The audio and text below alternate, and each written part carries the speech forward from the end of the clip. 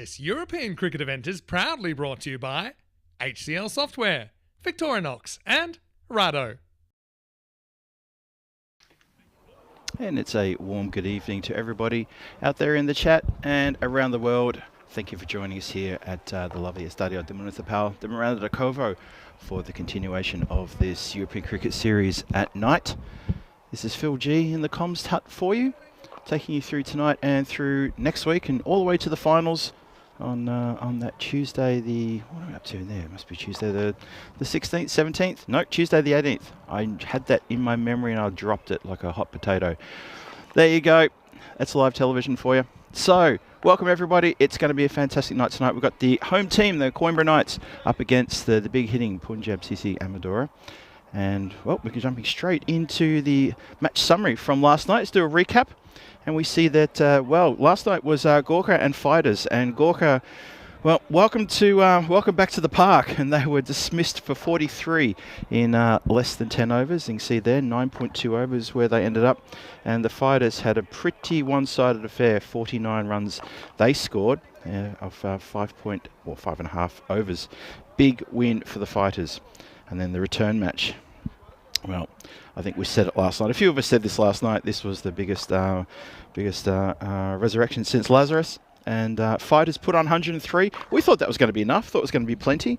And then Gorka came out with the help of Kazim Anwar at the top. And they belted 106 for 1 in the exactly 9 overs. So with 1 over to spare, they won by 9 wickets. Comprehensive win to Gorka 11. And they notched up their first points for this tournament. Must have put a smile on their face for sure. So they got some points. They didn't get off the bottom of the ladder, still in 6th place. You see there tonight, Punjab CC Amadora sitting at 12 points in 2nd place. The Coimbra Knights in 4th place on 6 points. And that's the two teams going head to head tonight. Match 13 and 14 for this night, number 7. That's right, we're already up to number 7 night. Tomorrow night when we finish, we'll basically be halfway there. So we're almost halfway through the tournament already. That's flown really quick, hasn't it? That's gone super fast, actually. Let's have a look at the dashboard. So, Coimbra Knights, having a look at a few changes, a few newbies coming in. Sabapathi Kanaka coming in. Sabapathi, good mate of mine. And Panda Waddup into the side, along with Sam Hockton as well.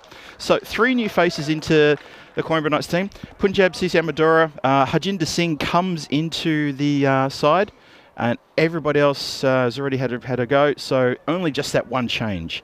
Harjinder Singh, strengths team, and they're still reeling probably a little bit from 2 nights ago, where they came up here and they lost one of their matches.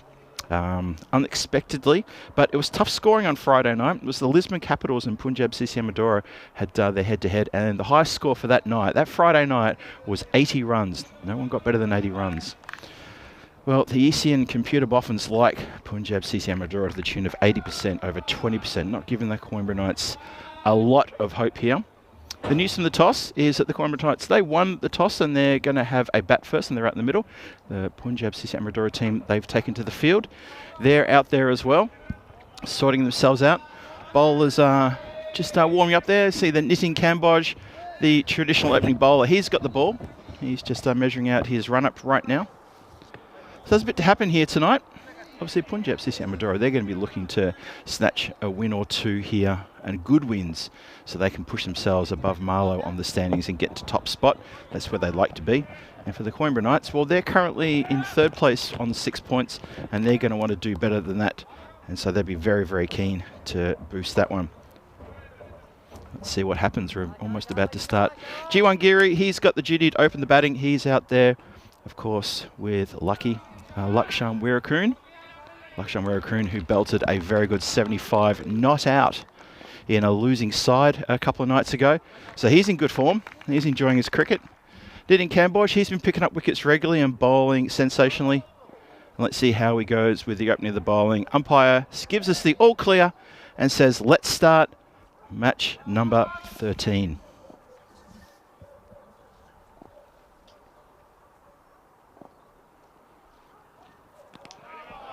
Wide outside off, swings into that one, does Giri, doesn't connect with it. Hello to everybody in the chat. Welcome wherever you're watching around the world, whether on Fancode through in India through Fancode, or whether you're watching the ECN YouTube channel welcome. It's wonderful to have your company again, and it's my pleasure to be taking you through this match and the next, and for the rest of the series. That's way too wide. Well collected, though. Good work behind the stumps. Golia having to really stretch and get that one. That just kept going and going and going. Stuck out the mitt, and it stuck. I think Nitin didn't want to make eye contact with his keeper, then turned away pretty quickly. I'm sure there'll be an apology in the email coming his way shortly.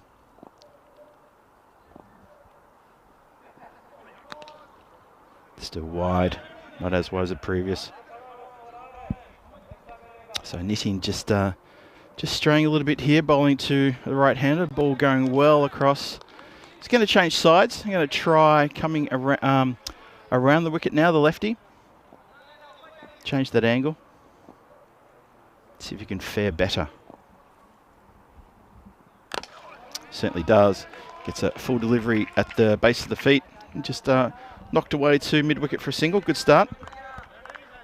3 on the board. 2 of those wides. Brings Lakshan Wear-Kun onto strike. Like I said, 75 a couple of nights ago for the Coimbra Knights. That was on last Thursday against Marlow. That was in the second match against Marlow, the one that they didn't win. So out of a score of 100 runs, well, this is the man who picked up 75 of them. He was in scintillating form, it has to be said. Just plays and misses there. Good delivery from Kambosh. I have to say one thing, though, that I did get to the ground at the same time as Lakshan, and Lakshan said he was carrying a bit of a head cold. He was feeling a little bit under weather. But he said, no, I'm going to soldier on because we need the win. We need to get points. And he knows he's in form. And of course, he enjoys his cricket.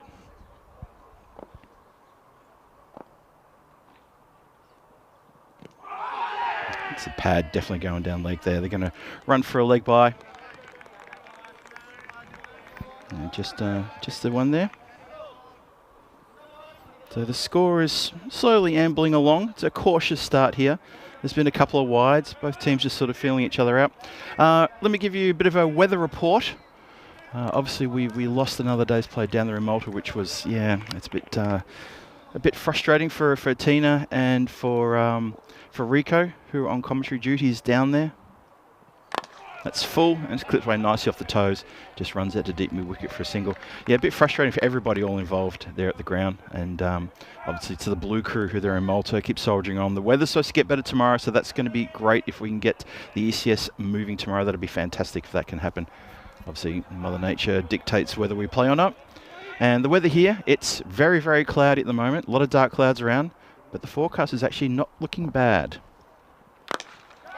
Hit nicely, straight down the throat of the fielder there. Sorry, that's what I meant by hitting nicely. And a good catch taken by Ankash Kumar. And a very dangerous batter is on his way. Unfortunately for Lakshan, his luck has run out. Bonk, straight to the man at mid-on. Doesn't make a mistake, and Punjab, CC Amadora get their first wicket. They're very happy about that. Obviously, they know that this man got right into the bowling of Marlow the other night. And he's gone for a 3-ball duck. So that's disappointing for Coimbra Knights. Not the start they would have wanted, not even close. Look at this again, just miss-hit. Drive was there, but unfortunately the elevation was not. So yeah, the weather forecast here, there's a lot of dark clouds around, but every time I look at the radar, I see dark clouds moving everywhere but coming towards this part of Miranda de Covo. So hopefully we're going to be okay, fingers crossed. So we're here in the middle of the Portugal tour. ECN's Portugal tour started in Porto, continues here, and will continue through to the week after next. And obviously Malta is ongoing. ECS kicking off tomorrow, let's hope. Bit of a charge. Just a bit of a charge there. Harinder Singh with the duties with the second over. This just comes down a bit, cramped, or gets up a little bit. Need to be careful of that. G1 Geary, don't want to be wearing these on the face or on the helmet. He's trying to speed things on. And Panda Wadup has come to the crease. He's at the non-striker's end, just resting on his bat there in middle of shot. Good to see his return. Another wide. So the bowling side are helping the batters with these wides, pushing the ball a little bit too far. Just need to get that sorted out, don't they?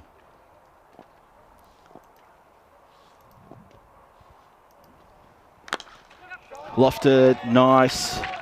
Is it going to carry? It certainly does. Carries and slams into the wall near the outside of the changing rooms, beneath the officials and umpires area.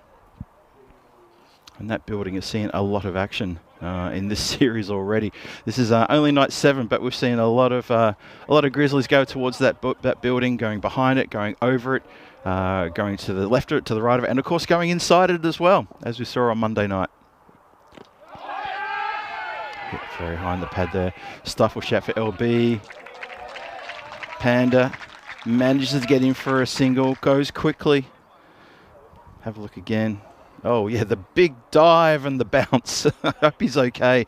I really hope he's all right. The ground is quite soft out there, so I'm sure he's probably okay, I'm sure.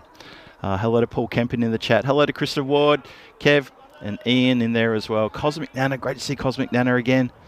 And, of course, Rob Thompson tuning in from New Zealand. Love to see you too. Good to see everyone. Mike Seals in there. Welcome everybody, and welcome everybody in the chat. It's wonderful to have your company. I hope you're settled in for a good Sunday night under lights, T10 action. The last couple of nights I've unfortunately had a few issues with the internet, and I haven't been able to really keep in good contact with everybody throughout the games via the chat, but hopefully we'll get a nice clean connection tonight, and I'll be able to regale you with some of my pearls of wisdom. And then you can regale me with yours as well, because it's a two-way street. So welcome everybody. 13 for 1. 2 more to come in the second. Just a reminder, the Knights, the home team, they won the toss and they wanted to bat first. Panda, what up? He's wasn't quite ready there. He was still looking around. Try that again.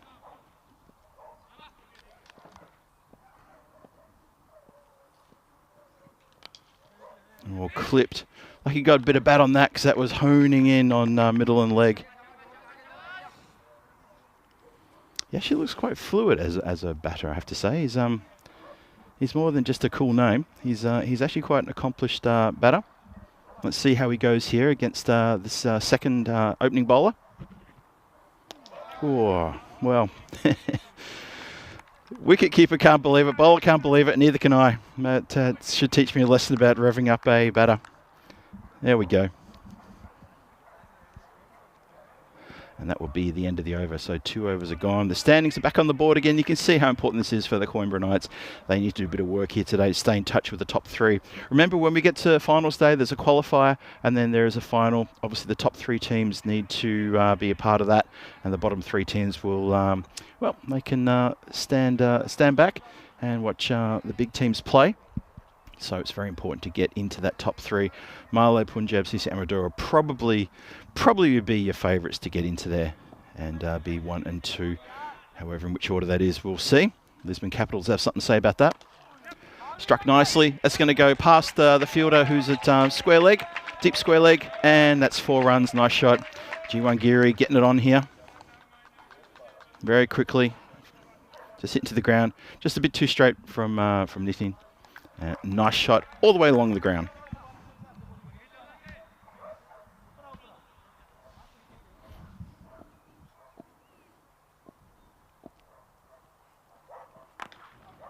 Just punched in the ground, just towards point. No chance to run.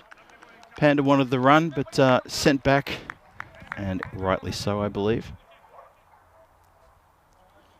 Hello to Older Ego. Good to see you there again. I know you've been lurking quite a bit, but it's also good to see you dropping in and saying hello. So hello, hope you are well. And the fireworks in the background there for you as well. Good timing. That's been clubbed through the covers. It's probably not going to quite get to the rope. Just pulled in about a metre shy. And a couple of runs there to Geary. So he continues. He's doing quite well. And the Knights, well, you can see there in the background, there's a couple of fireworks been set off in the town. We're not sure why. I was asking the locals if there's some sort of festival or event on. They didn't know why. So I'm just going to put it down to a kids' party. Oh, it's hit pretty adjacent. And umpire agrees. And G1 Geary, he's done so well, though, to get to 14 from only 9 deliveries. But that's it for him. And Nitin Kambosh picks up a wicket. Just a bit too straight. That's his second. Yeah, that wasn't swinging, wasn't doing much apart from maybe cannoning to leg stump. Probably because Geary's back in his crease. Maybe, I mean, there could be an argument for maybe down leg. Umpire had a good look at that, umpire Crut, and he said, no, I'm satisfied. So G1 Geary on his way, 14 from 10, gave the team a good start. Unfortunately for him, he couldn't stick around. So now that's 2 down.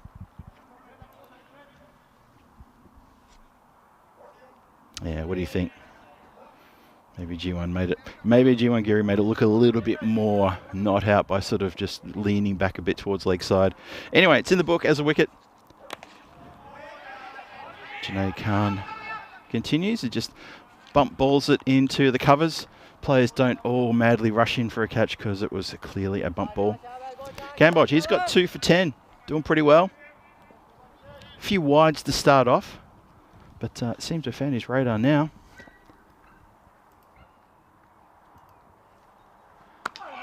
Ooh, that kept down. Part of the fun of playing on the pitch here at the Estadio de Municipal is that this pitch can play all sorts of tricks. A lot of fun and tricks up its sleeve. So 19 for 2, 3 overs gone. That's the power play done and dusted. The Coimbra Knights have lost two wickets and 19 runs on the board. A slow, albeit steady start. At least the scoreboard's ticking over, and I guess that's the key. Keep that scoreboard ticking. And look for those loose deliveries to put away. Umpire gives me the signal and says, yes, the power play's done. You're correct, Phil. Thank you. So as I was saying on Friday night, we were a bit delayed. There was some pretty heavy rain around just before the game started, and the pitch was uncovered, and we started the game half an hour late, I think it was. And yeah, that was a tough night for batters. The best score of the night was 80. It was the first innings of the evening, and that was Punjab CC Amadora, who got 80, and nobody else got close to that. No other team. Chop down from Panda. They're going to scamper through for just the one. Panda gets off the mark with that shot. He moves to 1, and Junaid Khan still to open his account. Junaid was in good spirits today when he arrived at the ground. Gave me a big wave with his cricket bat. Couldn't miss him. Always got a smile. Boy, good delivery. Very impressed with this bowler, Roland. He is an excellent bowler. He just gets such good variation and such good bounce, Ravi Roland. He's quite tall, so when he's letting the ball go from 6.5, 7 feet in the air, that is really getting some good variation. Oh, that's really well played though. Gets in position, coming straight into the body, gets in position nice and early, and has pulled that around the corner for a big hit. Look at this. Just maybe sort of adjusted his shot at the last minute, but that has gone for a big 6. Nice shot that to get off the mark with. Here, Thomas Martinez just talking about the pitch. Yes, this used to be a football pitch. That's what's its original purpose before it was handed over to the Coimbra Knights Cricket Club. Shot. Terrific shot that. Short, wide, outside off, and the uppercut played intentionally in the air is a very popular shot at this ground. And players, more often than not, will get a maximo from their efforts for that. That's the bowlers just need to be aware. If you put it out there, you're flirting with a maximo against your name. And yeah, well, the batter's still got to do it, and Junaid Khan's too good to let that go. Well, this has gone straight up in the air. Keeper flicks the hat off and says, I've got it, I've got it. And completes a very good catch indeed. Well, not quite in position. Gets generous round of applause from his teammate there. I was worried that maybe Harjinder Singh was going to run in and say, no, I've got it. But no, the man with the gloves has got it. Look at this. Last minute, he has to just go to his right a bit more. But does take a good catch, and they've got rid of a very dangerous player in Junaid Khan. And he'll be a bit upset about that. 2 sixes, and that's all he can give for the team, unfortunately, in this innings. And his time at the centre is now done. Just went for the big hoik down the ground. Wasn't in the right position. Wasn't in the right angle. Straight up in the air, and good catch. Wicket keeping so far in this tournament, I have to say, I think has been very good. This is day number 7 or evening number 7, and I think all the wicket keepers have done really well. I'm very impressed with Mohammed Bilal from the Fighters. I think he's a very good keeper. Just the first one that comes to mind. But this man here, golly, I think he's very good as well. So the new over starts. And we start with a bit of a wide.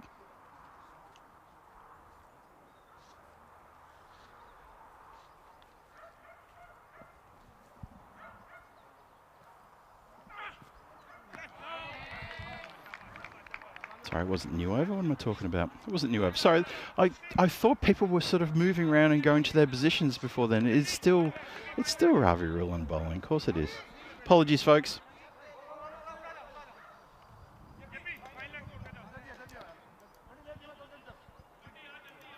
Anyway, that is the end of the fourth. It's 33 for 3. Run rate is 8 1/4. Obviously, a bit of an uptick there with Janae Khan getting a couple of sixes in the last few deliveries, just to elevate that score. 33 for 3. The problem for the Coimbra Knights is 2 of their gun batters are already back in the shed. So Panda Wadup faces the first ball, gets a single off the first ball. Happy to turn the strike over. Maybe that's his role. Maybe that's his role. We'll see.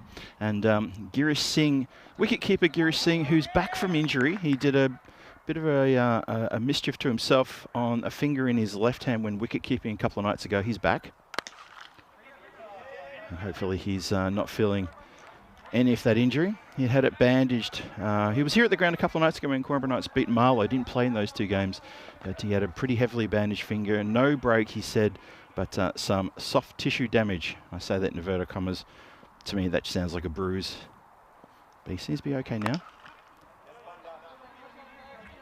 So singles currently the way to go here. Well, the Coimbra Knights, but they do need to be careful. They're 3 wickets down, not quite halfway through the allotted over, so just need to keep the heads down here.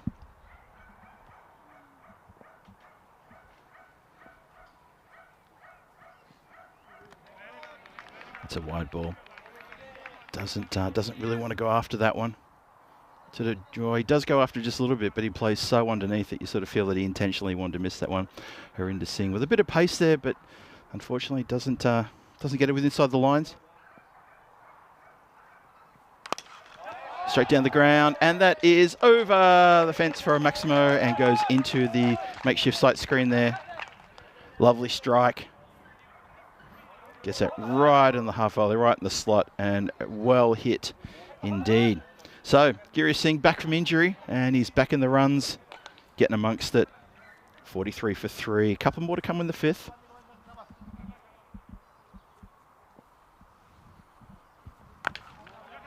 It's a good ball. Much better. Much better ball. Generous applause from these teammates around the ground here. Harinder Singh just honing in there. He's bowled with a fair bit of pace in this tournament so far. He hasn't picked up a lot of wickets. He's bowled with good pace, and he does have a bit of a variation. He does have a good slow ball. That's good delivery as well. So he finishes his spell with a dot. And, well, the Coimbra Knights, they are halfway through their innings. Western Shield, 10 days to go to the Western Shield, where we get 4 teams. We get the Asian 11, the World 11, European 11, and the British and Irish 11. There's a lot of buzz around now on social media about those teams and who's captaining and who are the icon players and who is part of those teams. And things are starting to really pick up. I can feel the vibes already. It's looking really good. It's going to be a cracking event. Starts after we finish here. So as soon as we're done here, I'll be hopping onto a plane and heading home, and I'll be tuning in. So I hope you will as well be tuning in. It's going to be a fantastic showcase of fantastic talent from all over the world. Adnan Ali into the attack now. Panda Wadup, he's been there for 6 deliveries. He's on 3.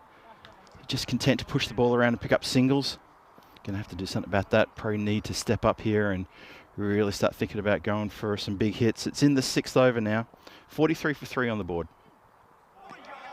Well, then again, if the bowling's this good, there's not much you can do about it. Good evening to Monica Ramos Acosta. Buenas tardes. Nice to see you, Monica, as always, and good to see everyone in the chat. Always good to see everyone in the chat. Whether you've got a blue spanner or not, it's wonderful to have your company. Thank you for joining us here at the beautiful Estadio de Municipal. And that's up into the night sky. And it's going to get away. Can you believe it? It lands about 2 feet inside the rope and plugs. So skied up. Thought that was going to carry just. Have a look where it lands. Yep, just inside. Maybe about 2 foot just inside. Rolls a couple of inches, and it's pretty easy pickings for the fielder to just pick it up and throw that one back in, back to the keeper.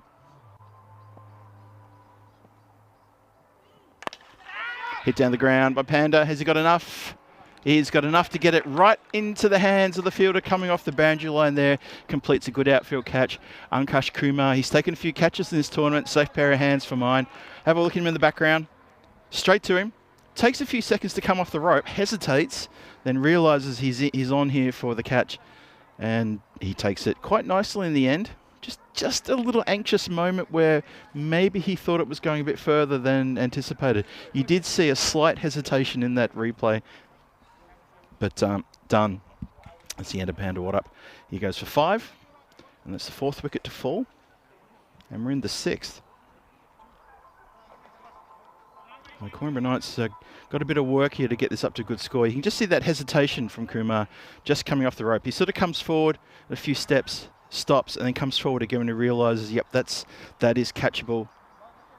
And I don't know what he's gesturing to, but I think keeper Golia sort of said to him, well, it took a while, but you still caught it. You still took a while. But anyway, it's in the bag as a catch. So Punjab CC Amadora will be happy with that one. 45 for 4.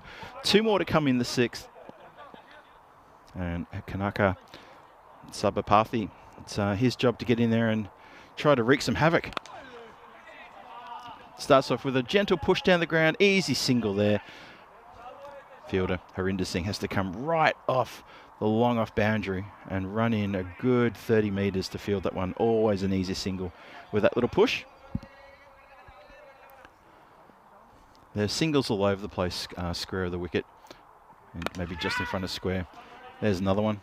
Harinder to do the duties again. So mishits for singles and all this sort of thing on the offside or the onside through the mid-off and mid-on area, always a single. But yeah, Cormorant's going to look for more than singles because we are now 6 overs in, 47 on the board. Couple of starts there to Jiwan Giri and to Junaid Khan. Unfortunately, they were unable to capitalise. They need someone to stick around. Girish Singh needs to stick around now. He's 8 from 8. Needs to form a partnership here with Kanaka Sabapathi and Sam Hockden, who will be coming in next according to that graphic. We'll see if he can. They need to get into it. Hello to John Gray. And he's saying hello to the ECN family. Good to see you again, John, as always. One of our regulars.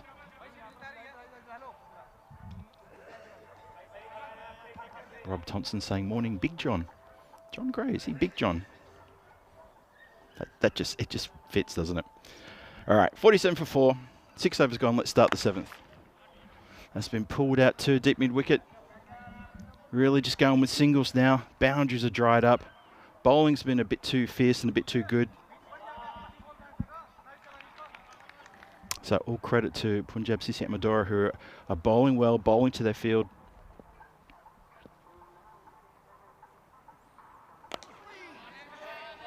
It's a good line, but just playing these singles around, it's a safe way to do it. Ankush Kumar there, just with a very good delivery, but yep, it's just going to get pushed away for singles. They're probably not too concerned about that with the sort of firepower that this team has. Punjab CC Amadora, I don't think they'd be too upset about seeing just ones, 3 or 4 of these in and over, and maybe the occasional wide. Oh, the question's been asked. And given on field, batter knew he was gone. He had already turned his back on the umpire and was walking away. He knew he was done and dusted. Have a look at replay again. How quick out of the blocks was Kanaka? He was pretty quick, but unfortunately the throw was too good. Very much too good indeed. Look at this. And done. Keeper didn't have to do anything. Out by the proverbial country mile. So, unfortunately for Sabapathi, he's only 2 for 2. And his evening, well, not his evening, his game is done for the batting. He'll have to come out later and try and impress us with some bowling to feel good about that effort. Let's see how he goes. And let's see how the Coimbra Knights go. That is the 50 up, though, with that one run, and, well, earlier, and 50 for 5. Good shy at the stumps, that one. Very good shy. Kanaka, he did everything right. He set off on time.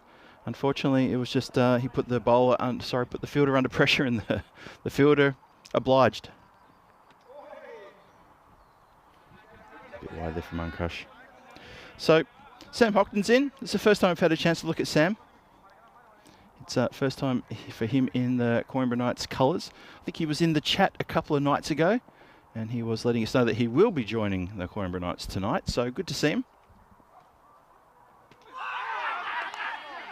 Now, I think that's bowled him, hasn't it? Well, we're going to have a look at the replays. Either bowled him or... Well, they're going to the replay, so it must be a stumping opportunity. Unkush and keeper Goy, I think they got him. Let's have a look. Oh, he has stepped out there a bit, hasn't he? Let's have a look at side on. This will tell us the tail. Oh, okay. So it's bobbled out of the hands of the keeper and onto the stumps, and he is definitely out of his crease. Well, that's really disappointing. It's that effectively is him done. Well, that's really disappointing for Sam. Unfortunately, it wasn't gloved cleanly, but it has bounced off from the gloves onto the stumps. And that is indeed a stumping to Kuldeep. No wonder he was so excited about that one. Keepers love to get their stumpings. So, good work from everybody around. Bit of misfortune there for Sam.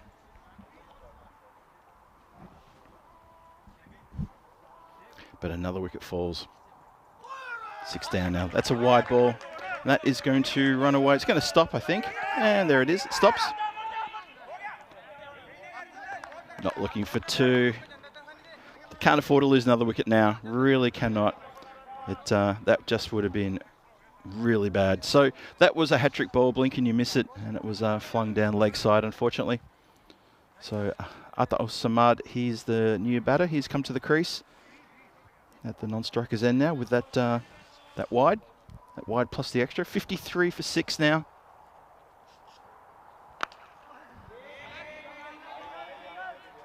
So it's tough going here for the Coimbra Knights. They elected to bat first, and you probably have to say, oh, you know, not going too well. 54 for 6. It seems a long time since they had that really good win against Marlow. But then again, they were. It was a low scoring affair against Marlow. So you never know. You never know what can happen. That's full and a bit quicker. Well bowled.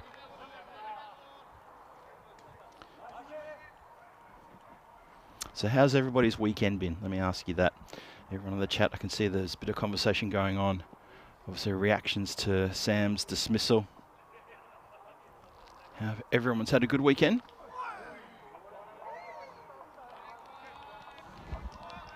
Atta Samad. Been around for a while, is Atta. He sees out the end of the over. So tomorrow, Group B matches in the ECS Malta at X Knights versus Swiki United. Double headers there. Then the power hitters. See if they live up to their name versus Matter in that matches 11 and 12. So 4 games coming for you tomorrow from 8:15 in the morning, 9:15 Central European time, and 1:45 in the afternoon Indian time. Let's hope the weather gives us a break and we can get some ECS Malta action tomorrow with Tina and Rico standing by to deliver the goods. I really hope we can get that on and give you guys some ECS activity, because we've kind of missed it this weekend. Sort of like Portugal here with me, just sort of flying the lone flag for a Saturday night and a Sunday night. Whoa, that took off. Oh, that was a bit too hot for the keeper as well. Hit something. Yeah, no, we saw that. Wow, that really took off.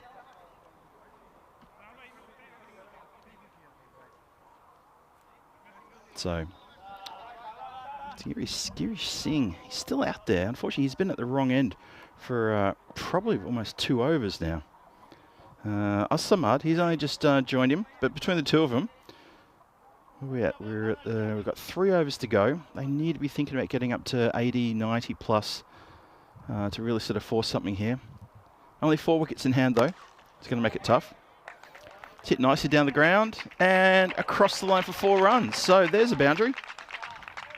Almost stopped. Almost. Very close there. Arshad with the desperate effort. Sorry, it's Ankash Kumar with a desperate effort in front of me to try to stop that one. I thought it was Arshad. No, it's not. Just couldn't reach down and get the ball.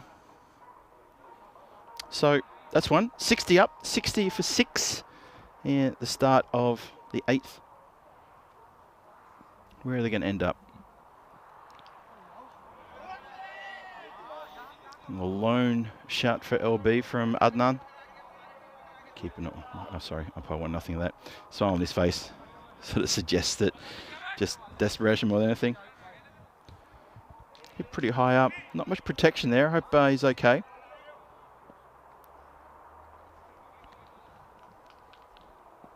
The ground now bathed beautifully in this artificial light. Swing and a miss. Spins him around like a top. So far, not a bad over. A 4 off the first ball, but settling down now nicely.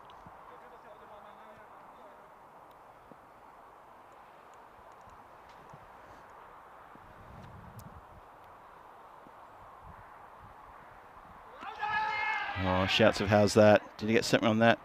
Well, bowler and keeper think they heard something. Umpire says he didn't hear a thing. I would suggest that there was probably nothing to do there as well.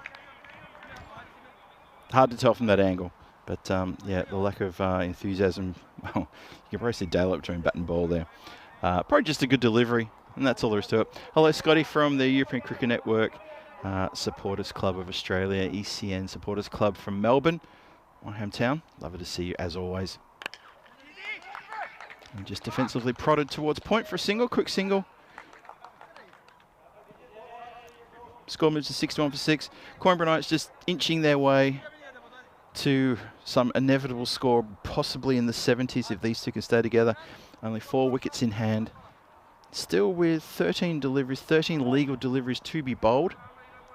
And Girish Singh's still out there, but he has spent a lot of time since he came in at the non-striker's end. And, well, it's kind of academic now because his stumps have been splayed everywhere.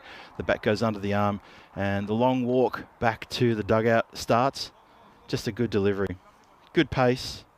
Obviously realised that he had to get some momentum into this scorecard, and the top of middle stump is rocked back. A good delivery, a cracking delivery from Adnan Ali. Girish Singh, wicket-keeper for Coimbra Knights. He leaves. He's got 10 from 8. And unfortunately, no one has fired for the Coimbra Knights. A few starts, a few players getting into double digits, but nobody starring with the bat, and that's problematic right from the very start. Unless someone can really get amongst the runs, not to happen though. See a few people in the chat were talking about Super Bowl that's on later tonight, so not sure what your battle plan will be. Stick around with me maybe through the next couple of games, get a couple of hours kip, and then get up for Super Bowl. You think that the guys who run Super Bowl could be a bit more, generous towards European times and put it on at a better time for us. But there you go. There you go. Enjoy. I'll probably be sleeping through it. I don't think I've got the energy to stay up for it. I'll try, but we'll see how we go. And if you've got a little bit of a party to go to, or if you're heading to your favourite pub to watch that one, I hope you guys have a fantastic night. Some of my friends in Prague own an American bar. Actually, I used to actually chef there, and they're going to have a big night tonight. So if they're listening, I hope they have a fantastic night. If I was in Prague, I'd be there. Good start there to this over. This should be Harjinder Singh, who's bowling now. Is indeed. Falak Zeb has joined us. Samad. He's at the non-striker's end. Samad punches down the ground, just singles. So this is the 9th. It all happens in the 9th. Let's see if something can happen here. Remember, Falak Zeb, he's the batter who put the ball into the officials' dugout on Monday night and almost destroyed a laptop. It's a wide ball. So we know he's got some destructive capabilities. We know he's a big hitter. Let's see if he can replicate that. Obviously, I'm looking towards the dugout. I think the guys might be listening to me right now, and they're thinking, Phil, don't tempt Falak to do that again. Well, he's tried. He's gone up in the air. It's going to fall just in front of Ankush Kumar, who overruns it. Boy, that's a wide throw.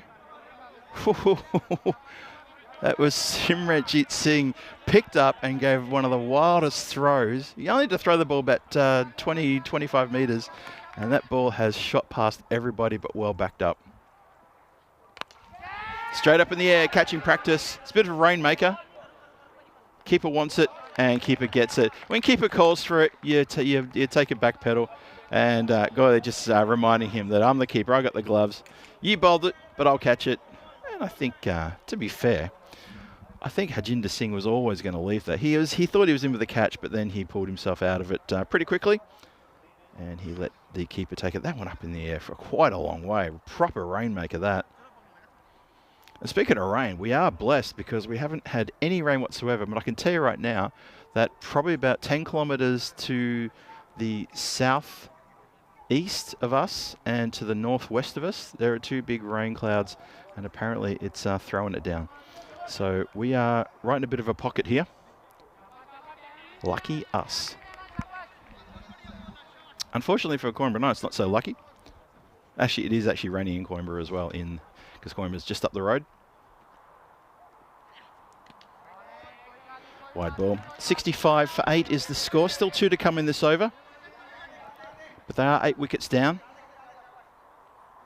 Still, what's that? 8 legal deliveries to be bowled. There's one. Hands on heads, and players oohing and ahhing out there, but it was actually well played in the end. Zeb on strike, having a bit of a chat with the keeper.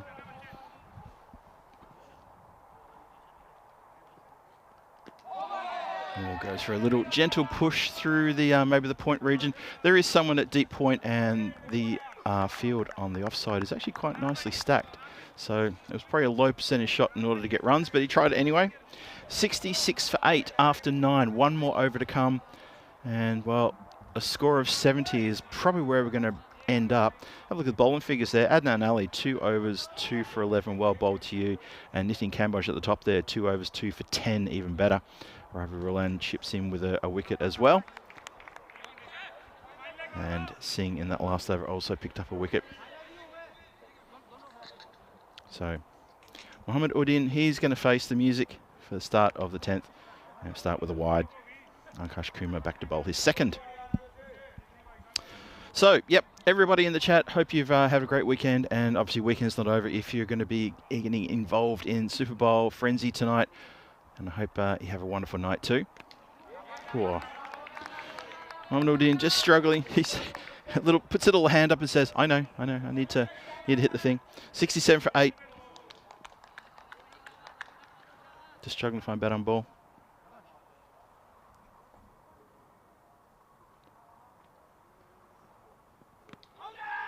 Now swings, it's come off, I think it's just come off the pad that. It just dribbles away to just next to the square leg umpire.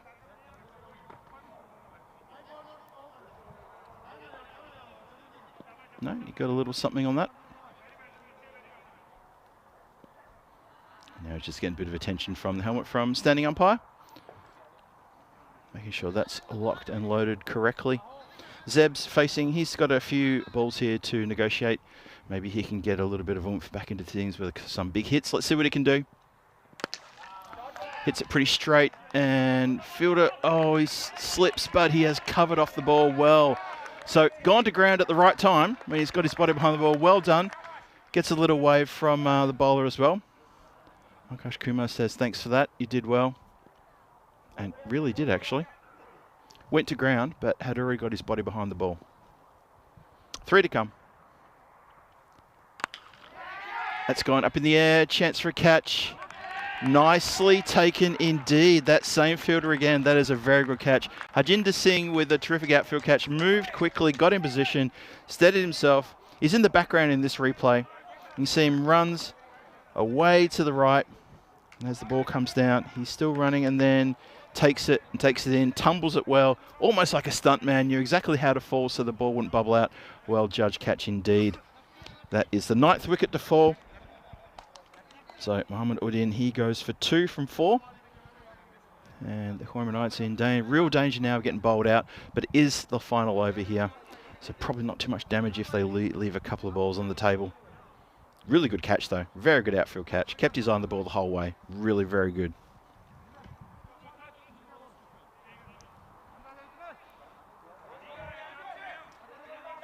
So 2 balls left. Ishwar Kanal is going to face. Just works it off the pad around the corner. Maybe look for 2 here. No chance. No chance at all.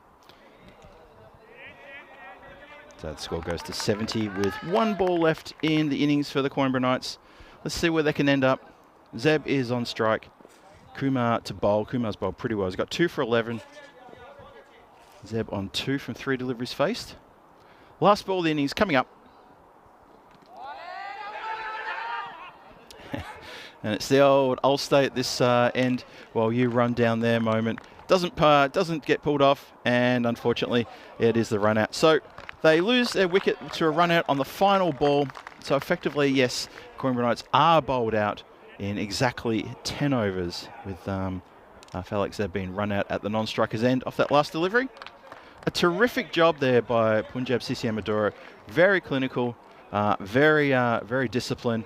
And the team are having a bit of a get around, and they're all sort of saying, look, well done. They're giving the new player in. That's Harjinder Singh, who came into the side. He's getting a bit of a hug there from Simranjit Singh. And they're walking off, and they're looking pretty happy about that, in very good spirits. Coimbra Knights are going to think, well, is that enough? Let's have a look at the highlight reel. There's not too many highlights, sadly, for the Coimbra Knights. There's a couple of good hits there, but unfortunately, it was just wickets falling at regular times. Lakshman Werkroom made a big 75 not out a couple of nights ago. Tonight, he made a 3-ball duck, so his fortune completely reversed. There was a couple of good hits into the air. You can see the cloud around there. That was a big Maximo in the early part of the innings in the first over off Nitin Kamboj, and a lovely good shot on the ground for 4 as well.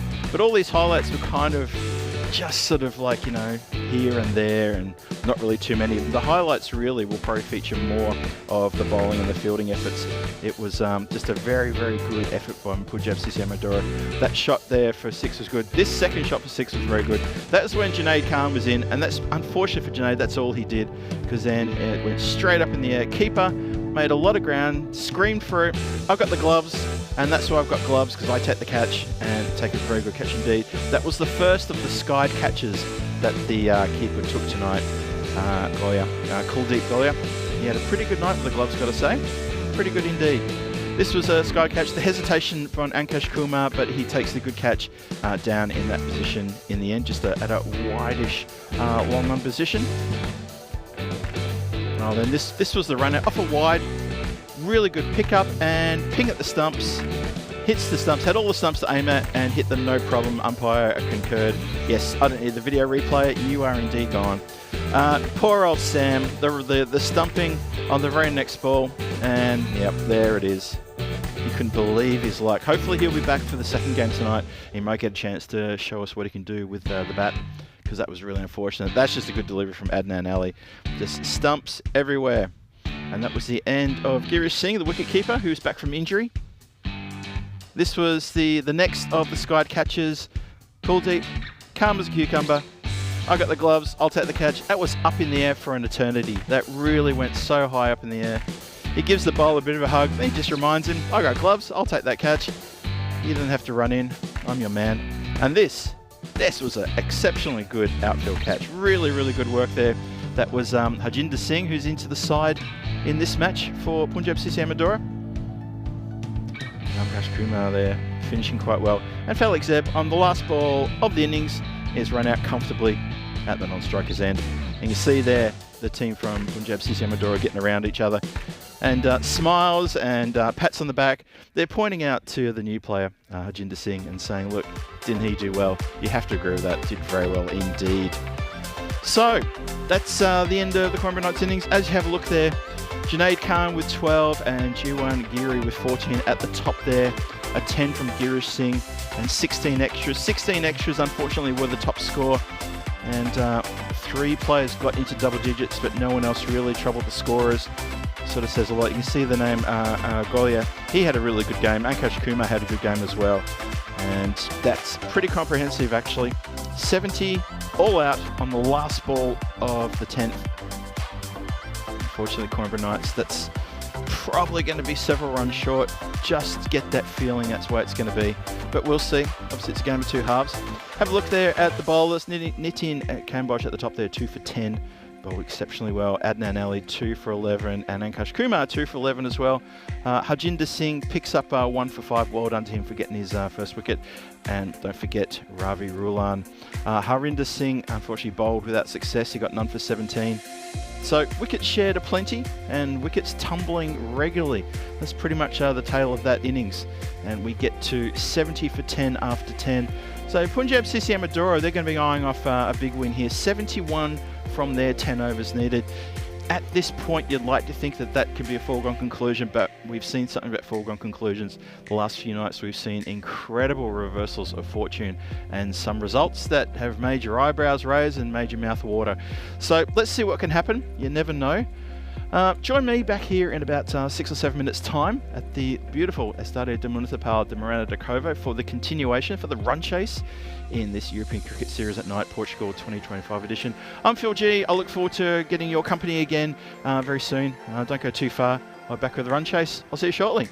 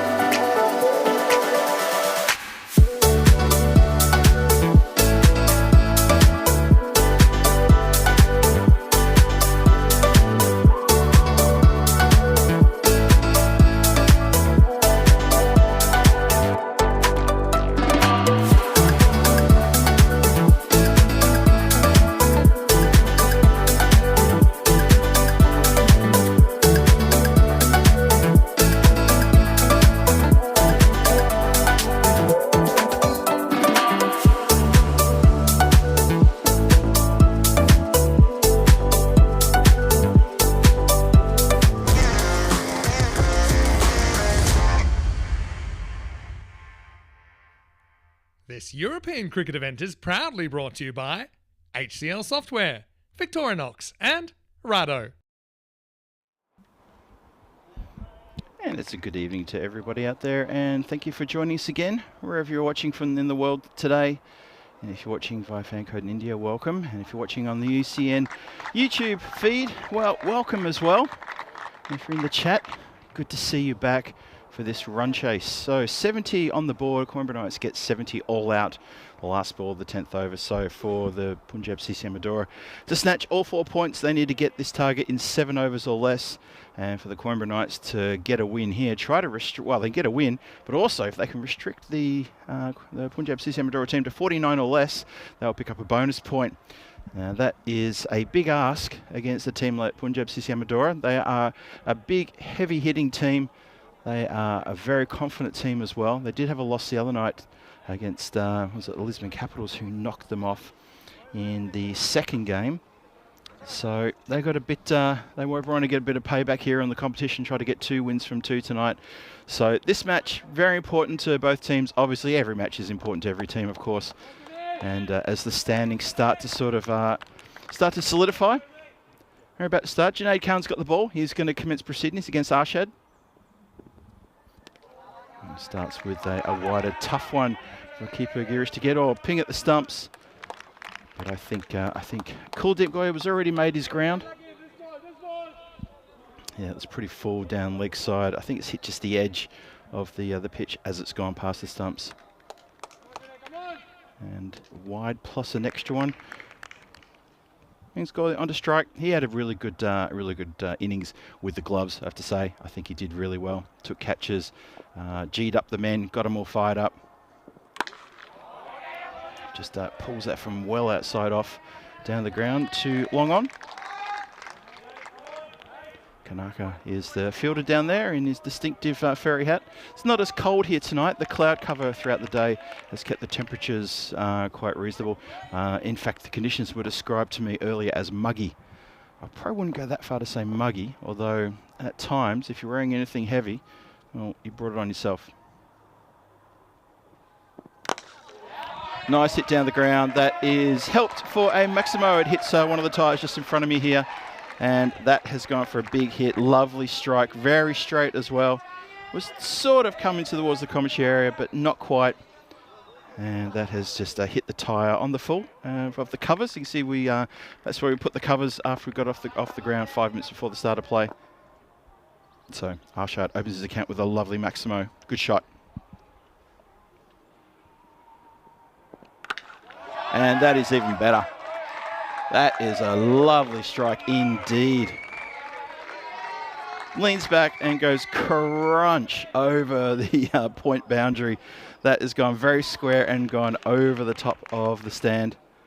And that Black Grizzly might be absolutely out of here. I'm not sure we'll see that one again.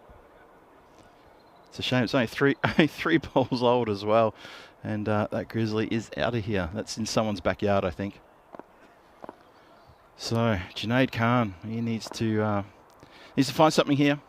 He's a good bowler. He's also a good character. What can he do? Oh, it's been pulled beautifully as well. That's the third. Another Maximo. So Arshad really getting on the bike here and saying, well, we want the bonus point and I want to get a ton of runs here. I want to get some form. And he has absolutely spanked that one. Flat. Really flat too. Thuds into the fence to the car park. So Arshad suddenly, he's up to 18 from 3 balls faced. They've all been 6s. Can't get much better than that in terms of strike rate. Junaid Khan under all sorts of pressure. He's already gone for 21, 2 to come in the over. Gives the charge. It's a miss hit and, oh, so close. Panda What Up goes to ground. Cannot quite complete the catch. It looks like he's maybe hurt, well, he's definitely hurt his hand. He's given that hand a bit of a ringing. Have a look at this. Well, I hope he hasn't fallen awkwardly on the hand. It looked more like he fell badly on the hand rather than slapping into his hand. Hope he's all right. He's still giving it a ring in the background there. He's a good character too, Panda. Big heart. 22 for no loss. Last ball off the first. Not quite. There's another one to come as that goes wide.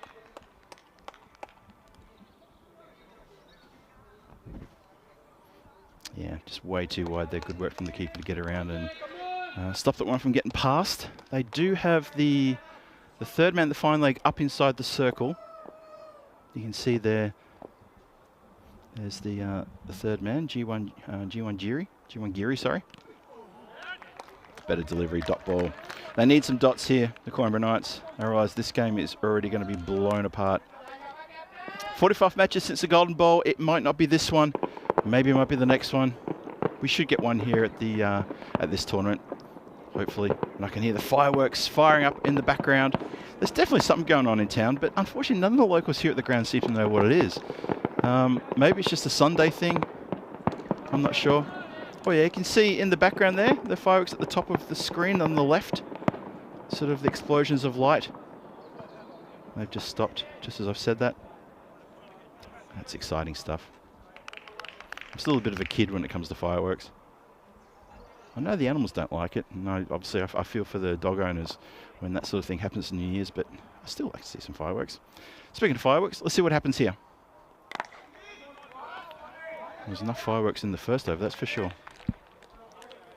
Sam Horton out there keeps it to just one. Score goes to 24. This is the second over start. So Ishwar Karnal, the left arm spin bowler. Let's see what he can do here. Maybe he can find something.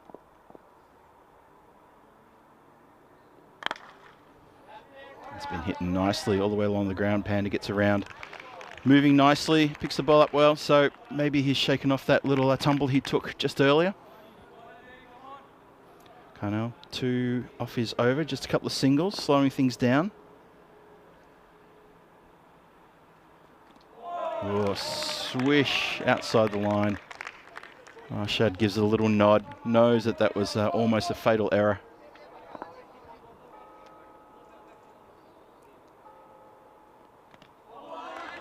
Another one. It's a good delivery. Very, very good delivery this. Good bowling. So a couple of singles off his first 2 balls, then comes up with 2 very good dots against a batter who's already hit 3 sixes in a row. And it's been swiped across the line, and it's going to get away from Panda, and unfortunately it's going to get away from Junaid Khan, and it goes for 4 runs. Played all the way along the ground. It's a very good shot.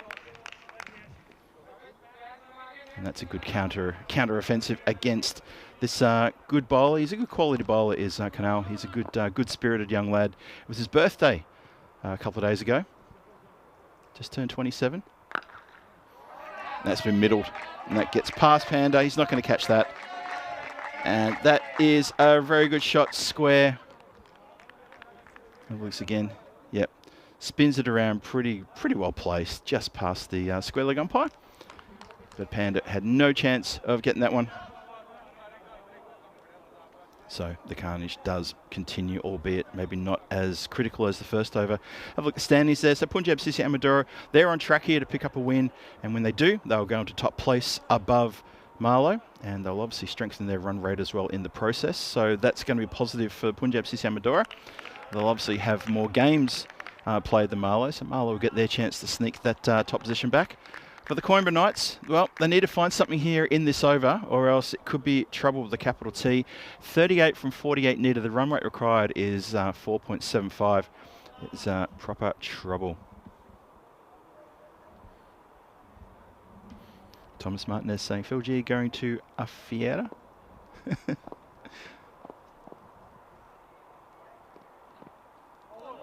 Good ball. Samad gets away from everybody though, so they're going to run some buys here. Signal by the umpire. Just grubbed a bit there. Gets away from the batter's blade, and unfortunately gets away from Girish, who's back behind the stumps with the gloves after sustaining an injury on last Monday night, and I think the second game of that night. That's full. It's on the leg. Probably lucky to get away with that. Although they still get through for 1. So there's a bit of support there. Obviously the fielders getting behind every ball with the bowlers. Coimbra Knights, they're a plucky side. They're a positive side. Unfortunately, they're just just struggling a little bit from time to time.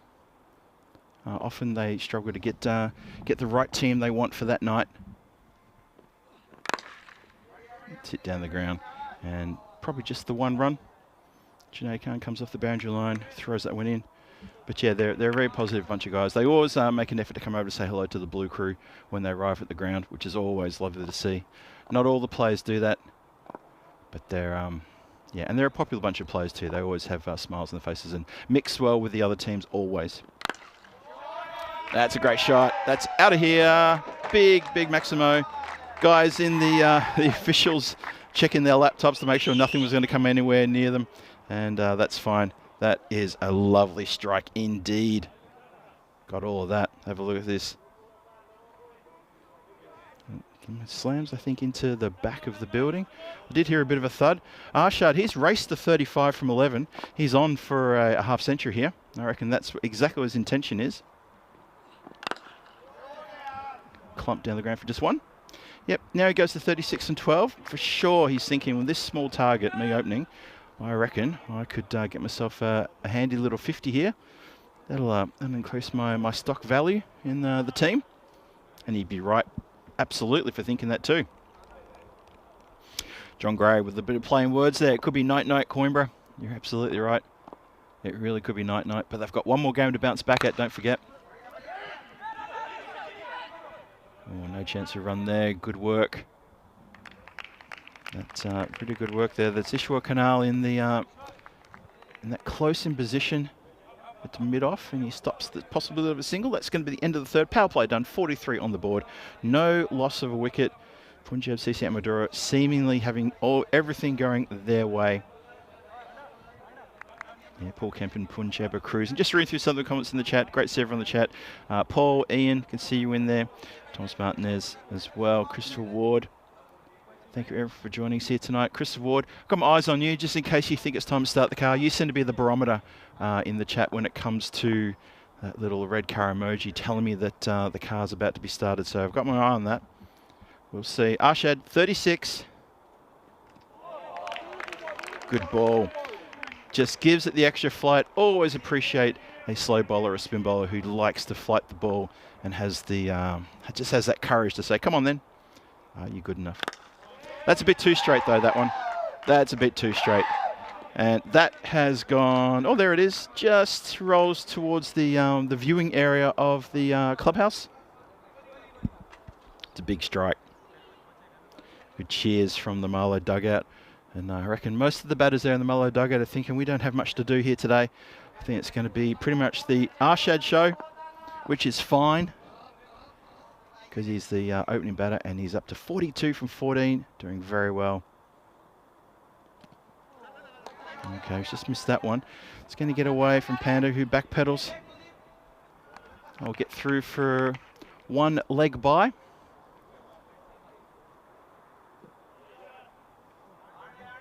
So Carnell, he's got a bit expensive his last over. He went for a 6 and a 4 off the last couple of balls. So he needs to be nice and tidy here. That's a bit better. And obviously he got hit for 6 just early in this over. So the 50 up, by the way, with that last leg by. 50 for no loss. It was after 3.3 balls. That's now 3.4 with that dot. Up in the air. And watching it sail over his head is Kanaka on the boundary line. And nothing could be done about that. It'd be a good view here of the fielder down there just going. No, I will just watch that sail over my head. And I'll go behind the sign and get that one. Got a lot of air time, a lot of hang time, but just a really good strike. So Carnell, he's getting a bit expensive now. He's gone for 22 from his 1.5 overs. Last ball of the over.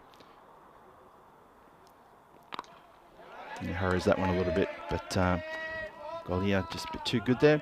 The throw hits the stumps. There's a muted sort of appeal, but you know, the batter was already past the keeper, I believe. It's always good though when a fielder can hit the stumps every time. Yeah, well and truly home there. John Gray, no point starting the car as they both got another game to get. Oh, maybe they just go for a drive around the block. I'm not sure. Just get some fresh air, put the windows down, play a bit of music. Didn't we always do that when we were kids, or is that just me? Tell me that's not just me. That is the end of the over, by the way. So Ishwar Canal goes for a few from his 2 overs. 57 on the board, 4 overs gone. The target is 71. The bonus point of 50 is already gone past us now. So there's no chance for Cornwall Knights to pick up a bonus point, and it's looking like there's no chance for them to pick up the win either, because it's only 14 runs needed from 6 overs. So it's a pretty much foregone conclusion now. Zeb, he's going to have a bowl, see if he can pick up a wicket or 2, try and rattle the top order here. It's a good ball, good one to start with there.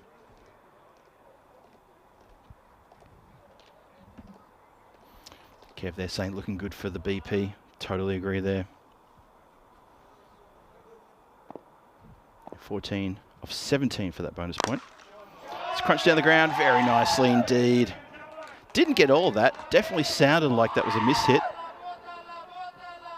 Sounded a little bit sort of edgy. Yeah, down on the bottom of the bat you could see there. And once again, Kanaka sets himself and realises that is metres over the boundary line. That is a really good shot.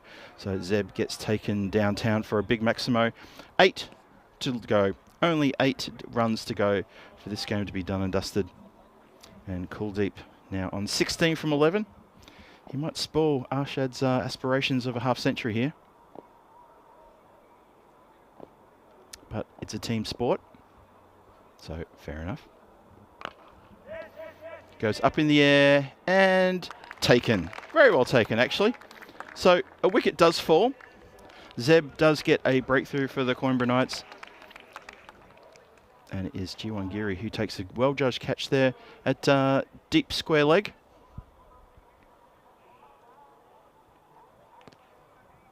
Yeah, muted support and cheering around the ground from the Coimbra Knights. They know the game is done. But there's a good support there from the Marlow dugout. They're giving a bit of a round of applause and a bit of a cheer for Kuldeep as he walks back. 16 from 12. He and Arshad have seen this score pretty much almost all the way to its conclusion. Nice easy catch there. Still got to take him, of course, but a nice easy catch there for the fielder. You might just see him at the top of the screen. Nope, doesn't quite get there. So 63 for 1, halfway through the 5th. Whoa! That's that's where there should be a case for like a double wide. That has hit something. I don't know, maybe Jimmy Hoffa is buried under there. I'm not sure, but that has hit something and just gone straight up in the air. Yep, not even in camera shot there, just whoosh. Welcome to the crease. Simranjit Singh, he's wearing a helmet, and quite rightly so, because that was out of nowhere. 65 for 1. Arshad just letting that hit the pad and maybe thinking about maybe sneaking a leg by. Not to be though. So 6 more from 14. Zeb does get the wicket here. There's only 2 balls left in this over. So there's 2 balls in this over and then there's 2 overs to get those runs. 6 to get for the bonus point and of course the win. Looks like it's all done. Pretty much all done. So there'll be a bit of an extended break between the matches as that goes into the night sky and it lands inside the play, inside fielder play. Cheering from the Punjab Sisi Amadora bench, not realising that bounced on the other side of the line. And now they figured it out. So they just take the 1. Arshad moves to 43. Simranjit Singh is still yet to get off the mark. Zeb has got 1 for 9. Last ball of Zeb's over. And that has been clumped down into the ground and it launches over the top of, I think that's Sam Hopkin there who's out there. Have a look at this one again. This is the power of Simranjit Singh. Oh, sorry, I thought they'd hit that into the ground. And that thuds. Did that hit the camera? It thudded next to the camera. Oh, it's hit the bag. I think it's hit the camera bag. Well, it's hit something just below the camera and the camera's giving a bit of a shake. And that is the game. He didn't hit that in the ground. That was obviously a really good shot. They carried the boundary line from Maximo. It's all done and dusted. Very, very quick indeed. And is going to be a longer break between now and the next match, which will start at 8 o'clock tonight. That is still about 49 minutes away as handshakes all around. And the Coimbra Knights are left sort of wondering, well, in 10 overs, we could only manage 70 runs, and that wasn't really enough for us. And for Punjab Sisi Amadora, they're thinking, That's a good win. That's 4 points banked, and they will go top of the tables. You're going to see a flurry of sixes here from the bat of Arshad. He started pretty well with 3 in a row. That big one there. That ball was only three balls old, 3 deliveries old, and we had to get it replaced. And that was the third one of the 3. Ishwar Canal, he came into a bit of stick, shot along the ground firstly for a good shot for 4 all the way along the ground, and the next one went, well, that's just the replay of that one along the ground, and the next one is going to go aerial at Samad. He bowled that one, and that went out towards the side of the building where the officials are working there very hard. The blue crew, they're very aware about the fact that the ball does come in quite close these days, and so they've always got someone on the lookout, considering what happened the other day. Poor old Kanaka on the boundary line. Twice he had to do that, crane his neck, looking back, watching the ball sailing over his head. Just, gets in position and then says, oh yeah, there's nothing much I can do about that. That's big Maximos.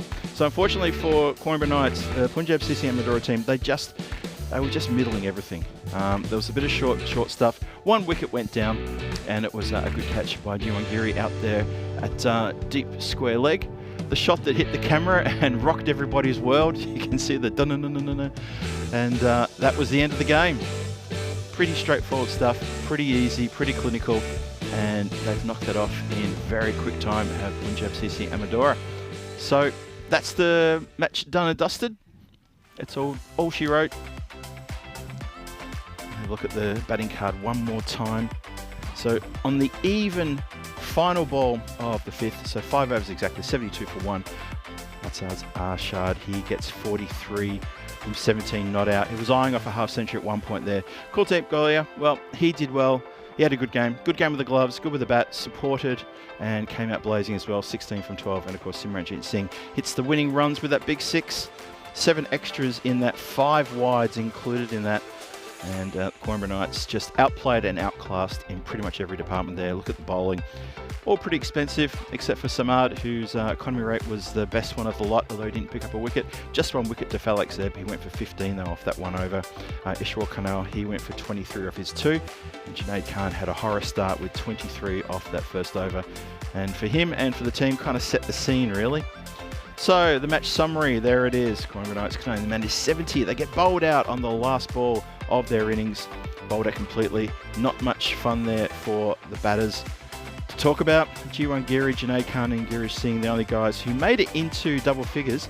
Extras was the high score with 16. Wickets shared around 2 wickets to each of those bowlers there. Punjab CC Amadora in response only took half the time to make just a few more runs than that, and they get the win by 9 wickets with 5 whole overs to spare. Pretty comprehensive stuff.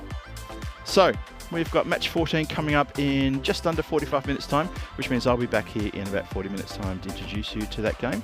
And we'll see how we go there. See if the Coimbra Knights can find something against this powerhouse of a team, Punjab CC Amadora. The reigning champions, they hold the trophy. They won this in the same time last year. Well, not the same time last year, same tournament last year. And you can see why they're the reigning champions. They have got a lot of talent, and they're a great bunch of guys too. They're probably one of my favourite teams here, just talking on the side. So let's take a bit of a break. It's going to be a bit of a longer break, so if you need to go and order a pizza or something, or whatever you need to do to get ready to cook up some snacks for the big Super Bowl event happening in a few hours' time later on this evening, or if you just want to make yourself cozy by the fireplace and get ready to hear my dulcet tones as I describe to you match 14 and what goes on, your choice. Viewer's choice. This is Phil G for the European Cricket Network here at the lovely Estadio de Municipal de Miranda de Covo for this wonderful night series, this European Cricket Series at Night Portugal 2025 edition. I'm loving it here, and I hope you are too. I'll be back here in about 40 minutes time to guide you through match 14. So don't go too far, make yourself comfortable, and I'll see you back here soon. Cheerio.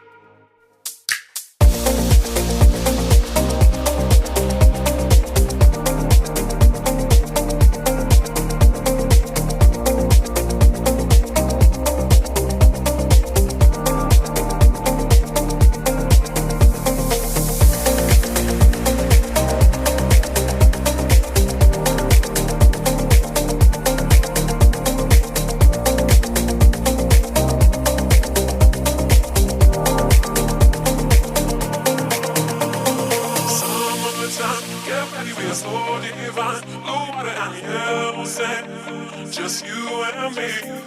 Summertime, get ready, we're so divine. Blue water and yellow sand, let's live our dream. Summertime, get ready, we're so divine. Blue water and yellow sand, just you and me. Summertime, get ready, we're so divine. Blue water and yellow sand, let's live our dream. Summertime.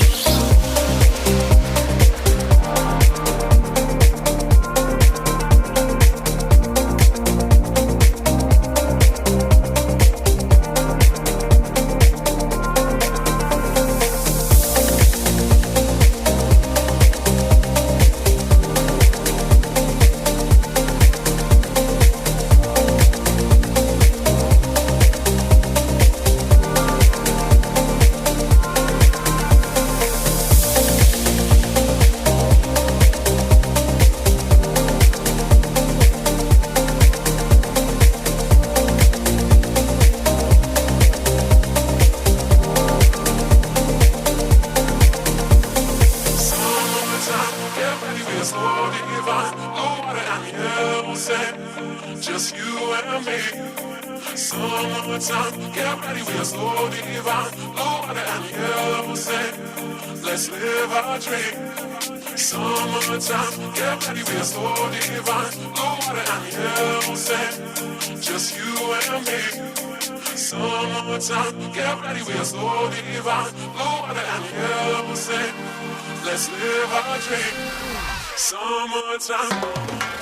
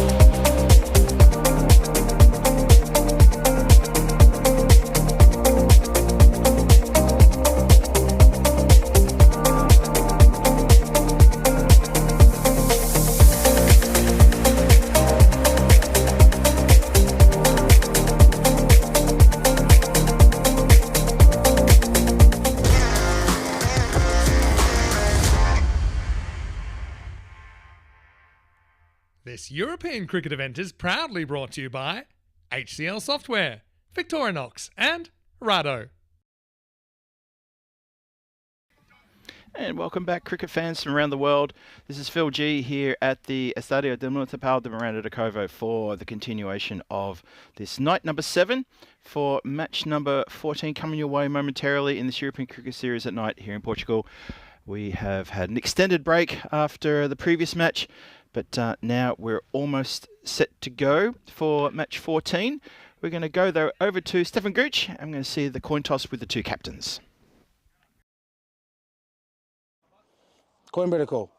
Head. Heads is the call. It's tails. Oh, you back first. Good luck. Have a good game. Yeah, thank you. Punjab Amadora, I've won the toss. They're having a bat. Thanks very much, Stefan. And yes, they're going to have a bat first. Of course, they are. Raul Imran, the skipper for Punjab CC Amadora, immediately saying, yep, let's have a bat first. Looking to put a big, massive score on the board for the Knights to chase for the last innings of the day coming up in about an hour's time. So, the scene is set for match 14. We've obviously just had match 13 and Punjab CC Amadora. Well, I think it's fair to say they gave the Coimbra Knights a bit of a bath there.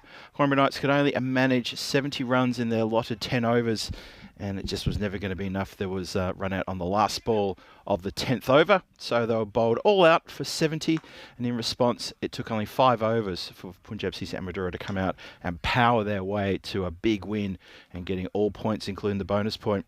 Let's have a look at the lineups there. Just running through that, I'm pretty confident that there is unchanged teams. Both look unchanged to me. Tell me if I'm reading that right. Someone in the chat might say something.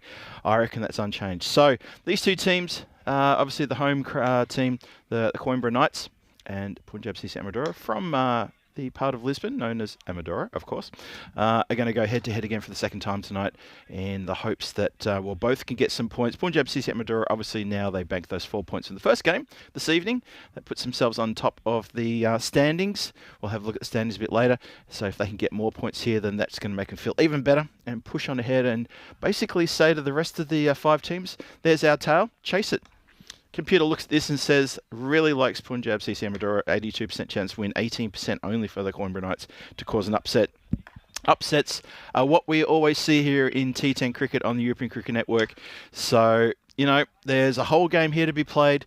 It's all very well and true to say this is what I think will happen, this is what should happen.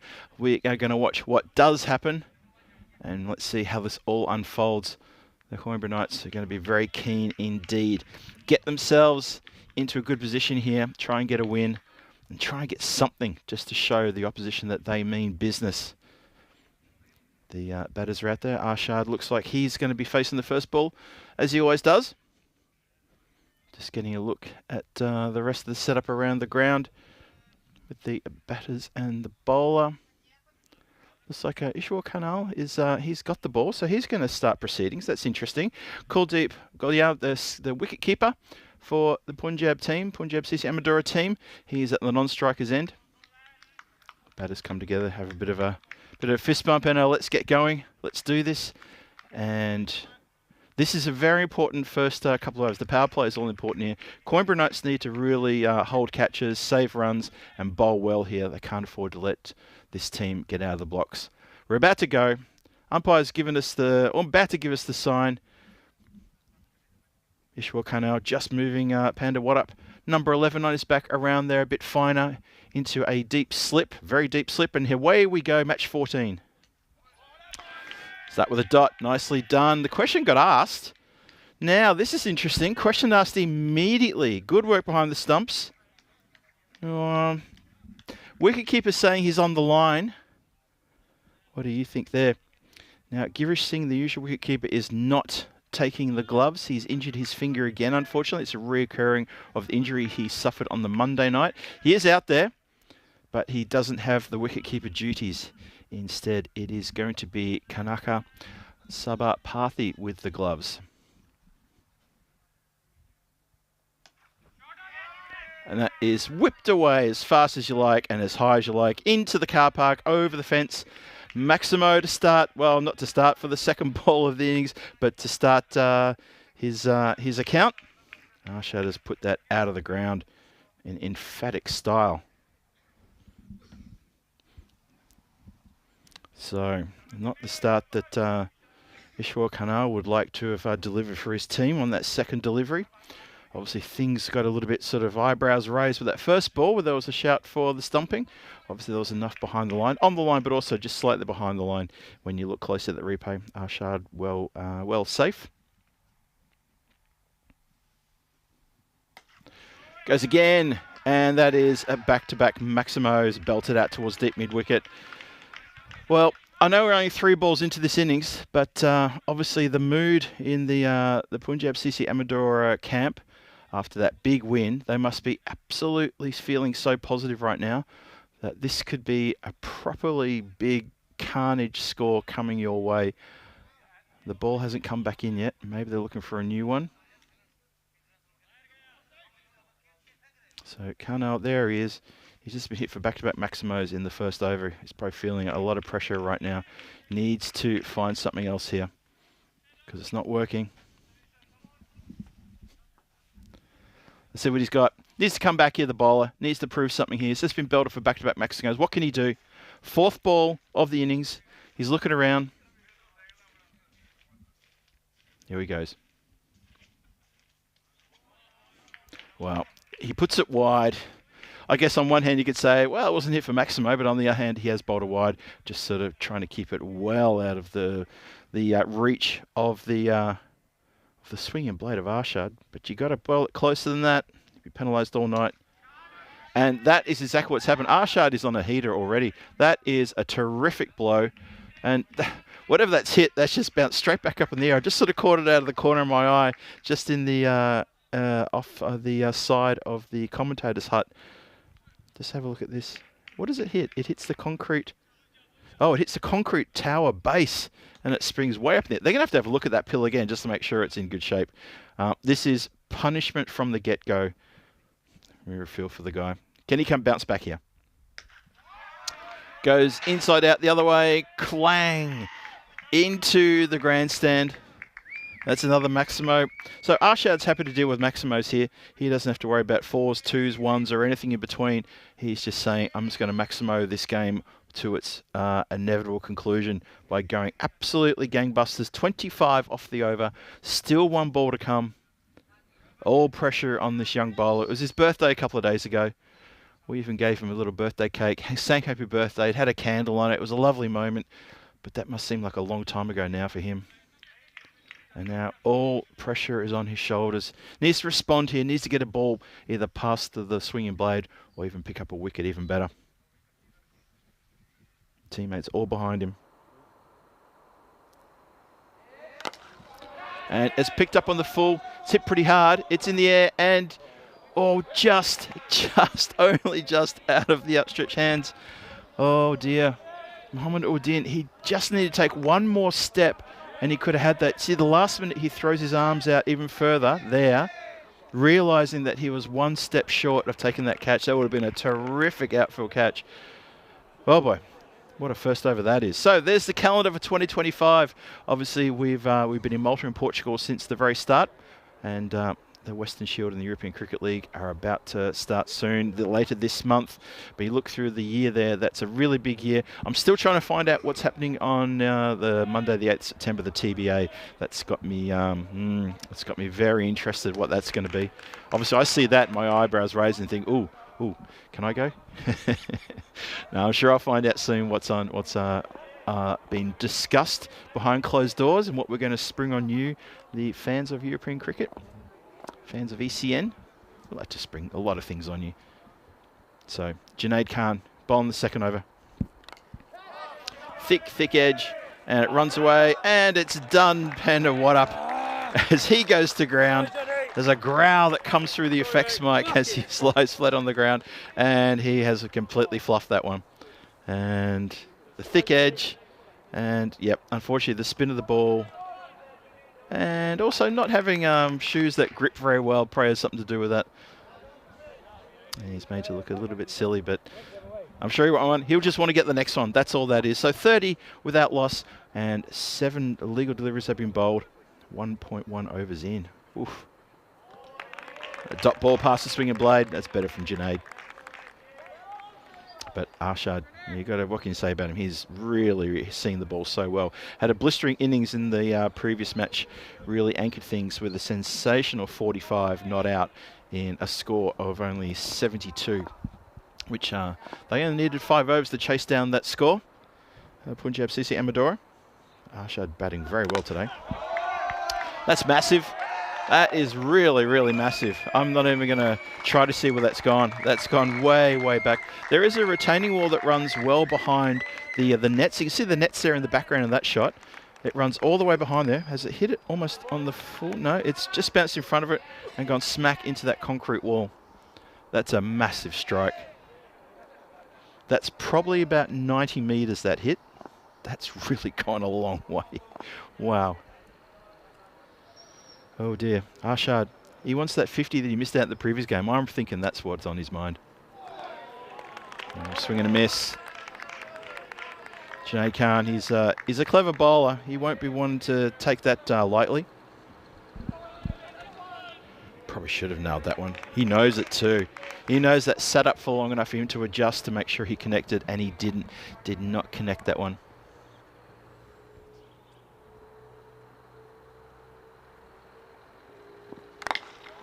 Well, it connects with that, albeit not exactly as well as he wanted to, but it's got enough on it to go for a Maximo. It clearly sounded like a miss-hit. And Ishmael Kanar, who was fielding in the mid-on position, he turned and ran as hard as he could, but that has gone over. It's still gone over the boundary line with a good sort of 4 or 5 metres spare. Arshad, well, blink and you miss it. He's on 41. There's one more to come in the second. Score is 42 without loss. Gives the charge and completely muddles that one up. And good work behind the stumps by the stand-in wicket-keeper for this match. As I mentioned at the start, Girish Singh has re-hurt. That's not really the right word, is it? He's had a reoccurrence of that injury to his finger in his left hand. Apparently it happened when he belted a big 6. Probably the only 6 he belted in that previous innings. And he said as soon as he hit the 6, he felt the finger jar, and he said that was incredibly discomfort. So he's had to bandage it again and not take on the gloves. So Kanaka has got the duty with the gloves and doing quite well for himself. There's the standings. Punjab CC and Madura have raced to the top on 16 points now. Very healthy net run rate, by the way. Coimbra Knights, now they're down to 5th. They're in a bit of trouble there. The run rate's gotten worse as well. So it's all for them to rebuild and catch up again towards those top 3. But they need to find something. They really need to dig deep here. Need to get cohesive and find some batters who can stick around, form a partnership, and they need to be holding catches, and they need to be bowling. They need to do everything well, basically, I guess is what I'm trying to say. Mohammed Uddin comes out to bowl and starts us off with a leg side wide. He's bowling to Golia, the wicket keeper of Punjab CC Amadora, who has only faced one. Well, he hasn't faced any illegal deliveries yet. He's only had, I think he's only faced one wide. That's probably the second wide he's faced. Has to stretch for that one. He does connect with it. It's Zeb fielding out there at third man, runs around, keeps it to just the 1. Brings Arshad back onto strike, the dangerous Arshad, who is on 41 from 12, eyeing off a very early half century here. And if he gets that in this over, you can be absolutely sure he's going to be eyeing off maybe something a bit bigger, something special maybe. Let's hit him on the pad, definitely going on the leg side. Hits him, doesn't hit him on the pad, hits him in a very fleshy part on the inner, just above the knee, I think on the inside of the right leg. Oh yeah, that can be a bit uncomfortable. You just have to walk that one off. Hello, I just saw Johnny here joining the chat. I saw Steve McVeigh jumping into the chat as well. Thomas Martinez is there. Mike Seal, I can see you as well. Paul Kempen. Good evening to all of you. Good evening to everybody, no matter where you're watching in the world, whether you've got a blue spanner or not. Edged and just meets it down the ground. And of course, welcome to everybody from India watching via fan code. I'd love to have your company. Hope you're enjoying a bit of Sunday night cricket under lights, a bit of T10 action here. And hopefully you're getting behind both these teams, especially the Coimbra Knights, who need a bit of luck running their way. And hopefully enjoying the Punjab CC Amadora team, who are putting on a good display, has to be said. Well, gives a bit of a charge. Clever there from Kanaka to say, no, you stay in your ground, I could run you out. Needs to watch out for that Arshad. He got a little bit carried away there. This is a better over. Nice and tight, nice and economical. Udin still got two deliveries to go. Needs to keep it properly tight here. What can he do? Well, that happens. Just as we put in the request to keep it nice and tight, it's hit completely over the top of the that building there. That's a deep mid wicket. The placement of the building. I mean, the building was there before this became a cricket ground, so who knew? But that building is an absolute ball magnet, and that's gone right over the top of it. That's a big maximum. So Arshad is really hammering this one. The 50's up in 17 deliveries between these two. And the main culprit of that is Arshad on 47 from 16. Golia, to be fair, he's only faced one legal delivery. Short, and that is signalled wide. Let's have a look how high this one got. Boy, just goes out of shot. Yeah, the batter does not have to plead that one to the umpires. The umpires well and truly on top of that. 51 for no loss. Still searching for that last ball of the over. Still searching for it as we go leg side for a wide. Arshad searching for a 4 here or a 6 to try to pick up his 50. And to bring up your 50 in the power play, well, that's absolutely fantastic in anybody's book.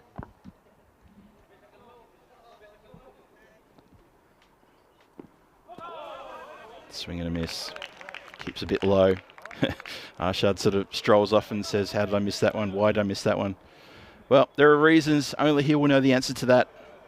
So power play's done, 52 on the board. No loss of a wicket, but everything going Punjab CC Amadora's way. Nothing going the Coimbra Knights' way. Look at that. The overs, it started with 26, 16, and now 10. So the one positive that the Coimbra Knights should take away is that it's getting better. It's getting better for them. Maybe the batters are tiring. I don't know. I'm being ambitious there.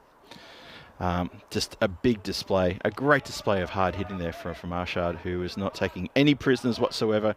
He's on a bit of a heater tonight. He had a really good innings in the previous match too. There was a 45 not out for him, and Coimbra Knights can't seem to find his wicket, and that is trouble aplenty.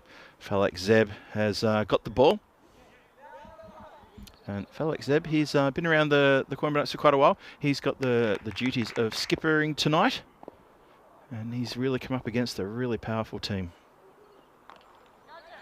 And that's angled and carried on its way around the corner. It's not going to roll. It will roll to a stop. It's not going to carry the boundary line. So just the one run there. And Arshad and Kuldeep having a bit of a chat about things. Not sure what that's about, but there was nothing heated or anything like that. It was just a chat about what they can maybe do better. Maybe they've noted that the run rate is starting to slow up again. Not sure. I'm sure they've got a battle plan. They're working towards it. So Arshad is on the cusp of a very well-deserved 50. He's on 47 from 17. This one is out of the ground, and that is his 50. Well batted, sir. Another one into the blurry night sky and over the top of the boundary. Well-deserved 50. Generous applause from the Marlow dugout here, and a good high five and a smile from his batting partner there. That's a really big hit. He just gets it right in the middle every time.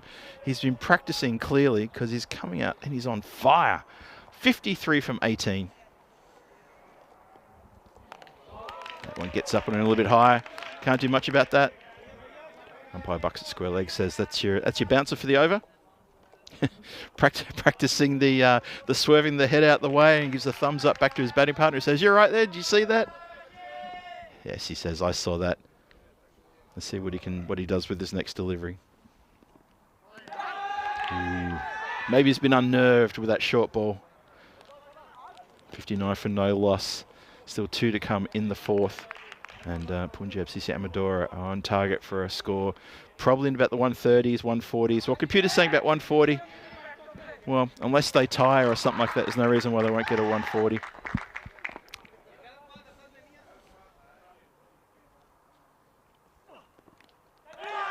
And that is edged and taken. So Arshad, he gets his 50, gets a few dot balls. Maybe that short ball did rattle him just ever so slightly, I'm not sure. But Zeb persisted with pushing it wide and getting him to flirt outside the off stump. Have a look at this one again. It's quite wide. Toe end of the bat, the feathered edge, and well taken behind the stumps by Kanaka, who's picked up a good catch. He's a stand-in wicket-keeper for the Coimbra Knights with that injury to Girish Singh. But that is a terrific innings from Atzaz Arshad. He's started his team off in style with a 53 from 21, and he has absolutely taken the Coimbra Knights bowlers to pieces in the first 3 overs. Destroyed them in the power play. It's fair to say he owned that power play. But his job's done. And he's going to turn over duties to the rest of his team. Zeb very happy with that wicket indeed. Punches the air. Very happy that they've picked up a wicket. It's like a little battle. And so now, skipper Rawi Imran comes in, faces the last ball of the over, just gives a bit of a swipe. Nothing really in that, just a bit of a swipe. Maybe if it hits, it'll go somewhere. 59 for 1 after 4. And, ooh, yeah, it's tough. Mike Sill noting that, yeah, nearly 4 overs in, and poor old Kuldeep, he's only faced 2 balls. You're absolutely right there. Well, you have a look at the run rate there. Obviously, the first over goes for 26? Then it's sort of the slippy slide back down towards a reasonable run rate occurs. But still, it's still incredibly damaging right there. The run rate probably just below 15, 14.75. Golia on 2 from 2. Rawi Imran, his skipper, only just joined him, just faced the 1 ball. He has yet to get his account moving. Zeb finishes his successful over, 1 for 7. 4 overs gone, 6 to come. That is hit very hard and square. Straight to the ball boy, who only has to lean down and pick it up. And that is a terrific shot. Good pull shot. Swivels perfectly all the way along the ground. Didn't want to give a chance to a catch. And ball boy was probably looking the other way there, but didn't have to move too far to get it.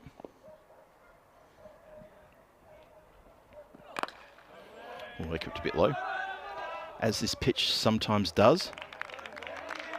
We've seen a little bit of interesting bounce on the pitch. I'm sure you'll agree with me on that one. We've seen some balls really take off and give some sweet chin music to some of the batters. Also some not so sweet chin music. Some have got grubbed quite low, around about the sort of knee level. So Rao Imran looking to get off the mark. Oh, it's filthy wide. That might run all the way. I think it's just nudged. No. Sinead Khan says no, it hasn't hit the rope. I thought it might have hit the rope and bounced back. I wasn't sure about that. I couldn't see from here. It's very hard to tell in the replay as well, so we'll go on Sinead Khan. And that is a wide plus some additional ones. Yeah, it's hard to say. Obviously, that's a 2D view of the... No, 4 is given. No, that's interesting. They probably could just ask the fielder, but there you go.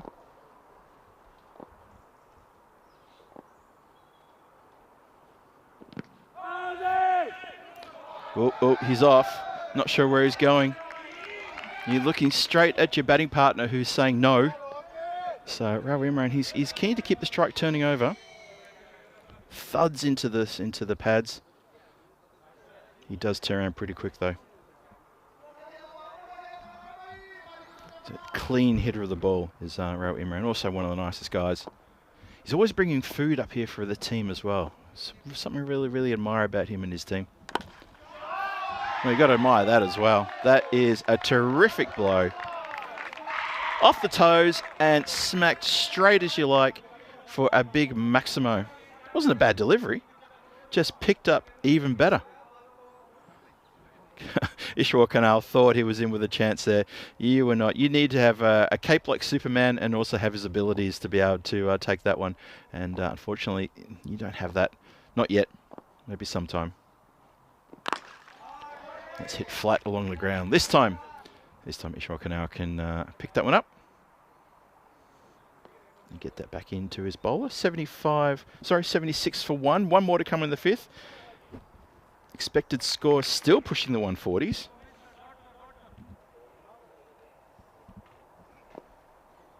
Mike Seal with a good question there. Do they roll the artificial pitch? I can tell you now, no. Oh, attempts to tickle that one. Tries to go square, maybe get it through the infield there. Might have run away, but not to be. He's on 7. The ECL starts on the 24th of February. That's not too far away. It's getting ever closer and closer. It takes place after the Western Shield, and that's going to be at the Cardamom over in Malaga. So after Western Shield, we go straight into ECL action. 7 big groups there and 5 teams apiece. And that is going to be an absolute festival of T10 cricket. I can't wait for that one. The Championship week, 17th to 21st of March. That's going to be a massive week as well. I'm still in 2 minds whether I should try and get down there just to be a spectator. I don't know. I'll see. I'll have to have a chat to the missus, see what she says. So we start the 6th over. Felix Zeb comes back, successful in his first over. Sorry, just to continue, Mike, I didn't want to just say, Mike, the answer is no. But no, they don't roll this artificial pitch because the base is quite hard. It's I don't want to say it's concrete, but it's akin to concrete. So it's nothing to be rolled underneath that pitch. Shout to catch it. And yes, definitely got an edge. I heard the little flick there. Rao Imran goes for 7. Felix Zeb gets another wicket caught behind. And Kanaka takes another good catch behind the stumps. So Coimbra Knights, they continue, they're persisting. Picked up another wicket, this time a very dangerous skipper. Rao Imran is on his way, doesn't hesitate, says, yep, I definitely got a little feather edge on that one. He knows it. So Punjab CC Amadora lose another wicket. Just looking to see who is coming out there. It's probably Ankush Kumar coming to the crease. I think so. So he's going to face the music. He's going to face Felix Zeb, who's bowling really well at the moment. Picked up 2 wickets for his trouble. He did get hit from Maximo. So if you take that, just that one ball we hit from Maximo out of the equation, he's having a terrific bowling spell here. Comes in again. Nice and full. Searching for the Yorker. It's just been played softly down the ground for just 1. 77 for 2, halfway through the 6th. Yeah, this pitch is a funny old pitch, and yeah, Mike, just on the back of that, obviously you've seen the variable bounce and some quite ridiculous bounces as well. Very unpredictable. Oh, what a ripper. Oh, Zeb follows it up by going all the way down to collect the ball from the wicketkeeper as well. He's showing a bit of fire here as Felix Zeb. Good for him. Good competitor. Yeah, so you will see some bounce here, which can catch everyone by surprise. It's a funny old pitch, and you can you probably can't quite see. No, you can't see there in that shot, but right in the middle of the pitch, it's almost like, well, that's forget about that. That's going to go over the top for another Maximo. I feel we haven't seen a Maximo for a couple of deliveries. Well, there's one right there. Have a look at this. Zeb just puts it right in the slot, and that is just easy pickings. Cool deep Golia just goes, thank you very much. I'll put you over that long on boundary line. Good strike that. Yeah, so right dead set in the middle of the pitch, there's a ridge where sort of like these two pieces come together. And if they hit that, it absolutely takes off. Well, that's a good ball. Smacks it down into his foot, I think, just into the instep, and that is going to hurt. Oh, I hope he's okay. I won't be surprised if he's either going to walk it off or he's going to ask for some magic spray there, because that is really uncomfortable. I hope he's okay. Just pause for a second while we have a look at the score chart. Arshad, really good 50 there of 21 balls. Just really got in amongst it nice and early. Was primarily responsible for 26 off the first over. Kuldeep Gowler, wicketkeeper, currently batting 13 from 8. A really good support. Raul Imran, he came and went pretty quickly, only 7. And the score is looking ominous, really ominous. 83 for 2, 6 overs gone, 4 overs to come. Expected score, well, computer's saying down about 130 now. Let's have a look.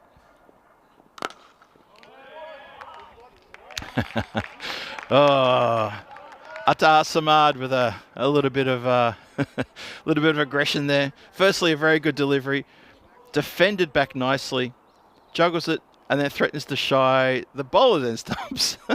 The batter just turns around. Goalie turns around and goes, really? But it's all about keeping him honest. Asking the question, no. Did you get something on that, possibly?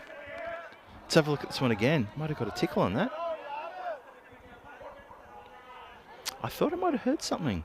But Joe going to put down. Oh, could have been a chance. I'm not sure.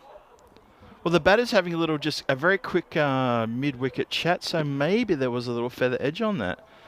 Attar Samad looked very disappointed. 83 for 2. It's a good start to this over.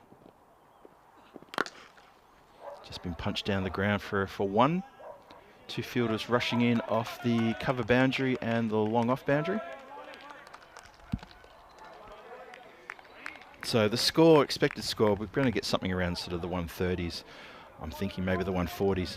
Remember, we've still got Simranjit Singh, who's ready to come in. He's actually limmering up near the boundary line. I can see him over there. Good strike down the ground. There is protection down there. Ishwar Kanal fields that one. So just the one. Yeah, Simranjit Singh, who strikes at around about sort of 260, 270 when he gets going, is an absolute unstoppable force. So if he's the next person in and a wicket falls here while going for it, the score should get in the 140s. Well, there was a loud nick there. Not sure what that was. Clearly didn't hit anything. Well, did hit the bail. Just that lack of anything from batter, bowler, fielder. I actually had to look twice and sort of go, well, I'm pretty sure the bail's been knocked off. Isn't anyone going to be happy about that? Maybe they're unhappy because it means that a very devastating batter is going to come into the crease. I'm not sure. I'm not sure. But Ankush Kumar, he's bowled for 2. Only stuck around for 5 deliveries. Adar Samad is having a terrific over here. Really, really good over. Bowling with some really extra piri-piri sauce and not having a problem taking the fight directly to the Punjab Sisi Amadura batters. Have a look at this. Just takes off the bail. Barely disturbs the stump. It's quite astonishing, the lack of enthusiasm from anybody at the ground when that wicket fell. That's probably why I fell for it. And it's not Simranjit Singh, it's Adnan Ali who's going to come in. So Simranjit Singh, I can still see him there on the side of the boundary. I'm not sure why he didn't come in. Adnan Ali comes in. Maybe they had a game of paper, rock, scissors to see who was going to bat next. Anyway, it's academic because Adnan Ali is in.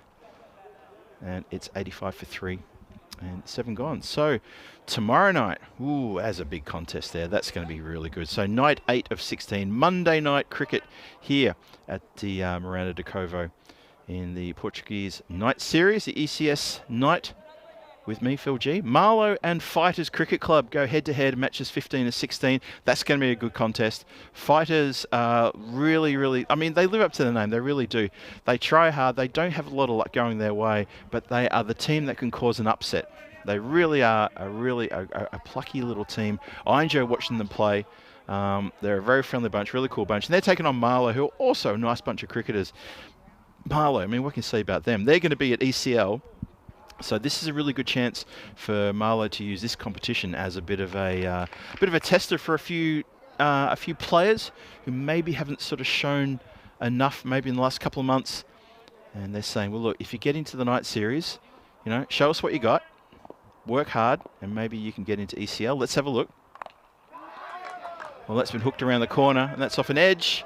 And that is going to carry the rope for Maximo. So Golia finally gets on strike. I feel like he hasn't been on strike for a little bit, sort of missing it really. And that's a nice edge off towards the bottom of the bat, and that carries the boundary line by a good distance.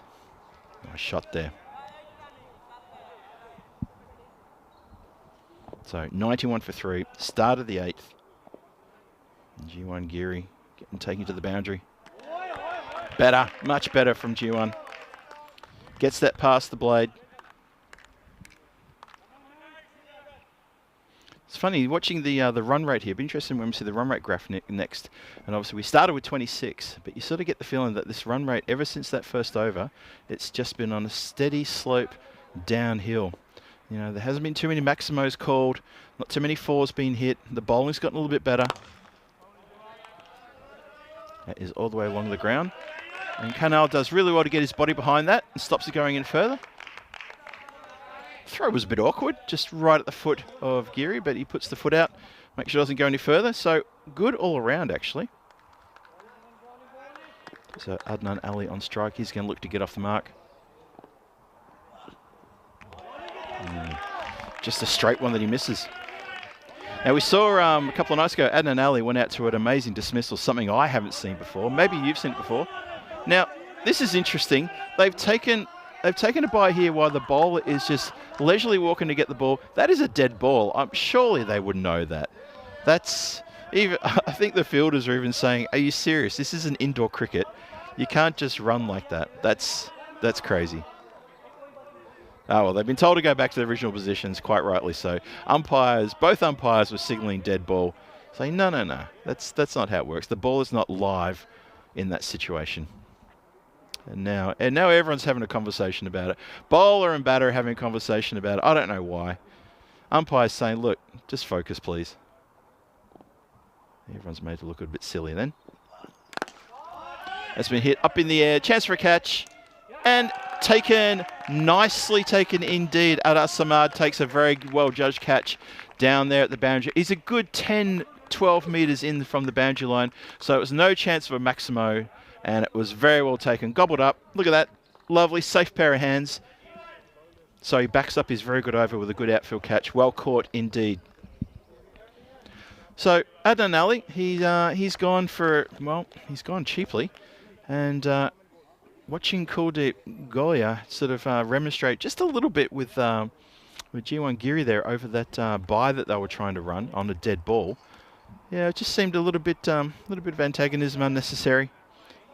Adanelli goes for a 3-ball duck. Just didn't strike it hard enough, and straight down the throat of Ada Asamad, who still has to take the catch, but he takes a very good catch. Just, well, about 12 metres, 10, 12 metres inside the boundary. So another wicket falls. Coimbra Knights chipping away, not letting Punjab Sisamadora get away from them. It's full, and it's hit straight to the player. Oh, there's trouble. There's trouble. Oh, that's massive trouble. Simranjit Singh's been run off on the first ball. He cannot believe it. He is absolutely furious with the batter at the non-striker's end. Kuldeep Goya, they're still arguing. He is absolutely filthy with him.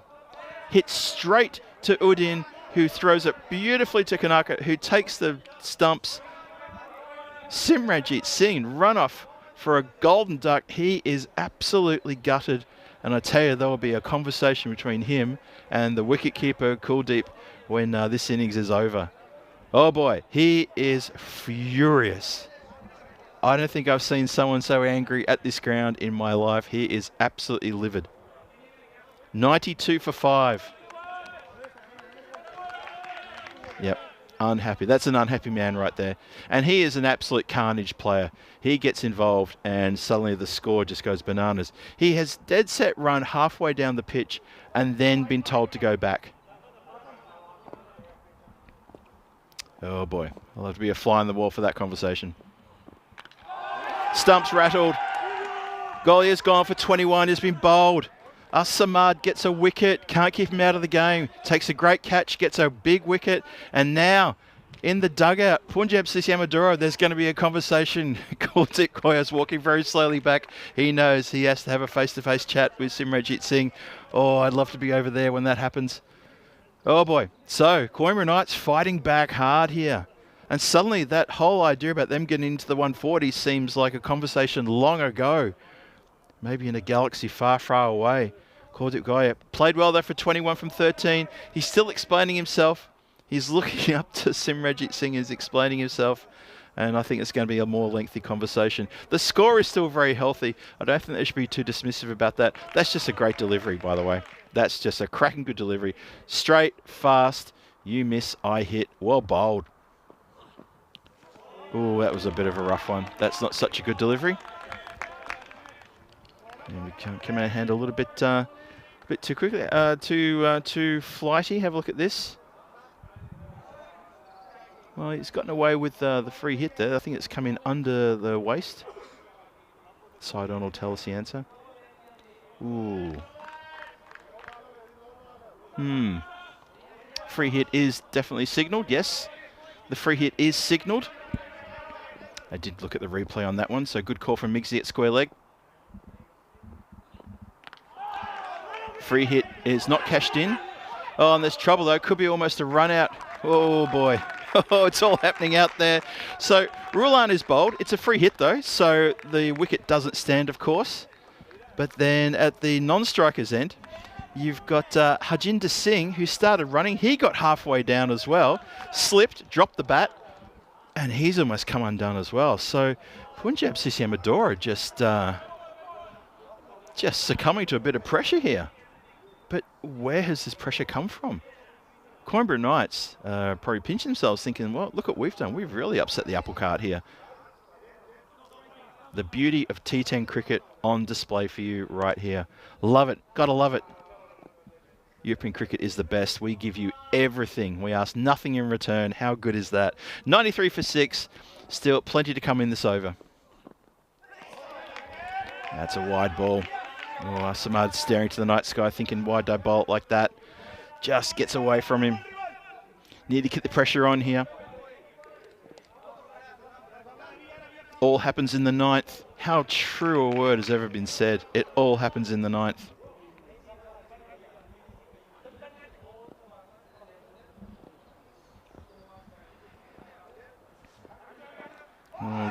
Goes for a little tricky reverse, and it comes off beautifully, I have to say. Rulan has played that perfectly. Got in position nice and early, just during the bowling stride, and helps it on its way. He knew it was going to be outside off. Not too far outside off, and just helps it over the infield, who were all up in the circle.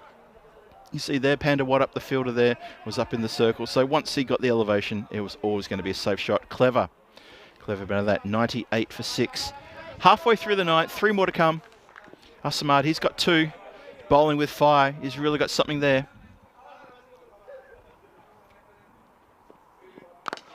Oh, it was full. And just happy to bunt that one down. And it goes out towards extra cover. Deep extra cover. Just takes the single. So Rulan moves to the other end. Brings Singh onto strike. And this is Harjinder Singh. I believe it's his second game. They gave him a bit of a get around after the first game. And that's because he picked up a wicket. And that really fired him up. He's a lefty. So I'm just looking to see if the Coimbra Knights have sort of seen that he's a lefty. And yeah, Asamad, he's moving the field around. He's asking people to change the positions a bit because nobody really moved, even though he's a lefty. But maybe they don't want to. Not sure. Asamad steaming in.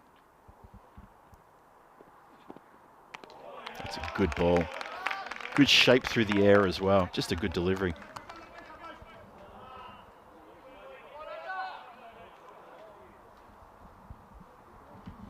Tom Martinez saying, I did recall Phil saying it was getting chilly this time of year. Yeah, it is. Well, it's winter. So, yes, it is a little bit chilly.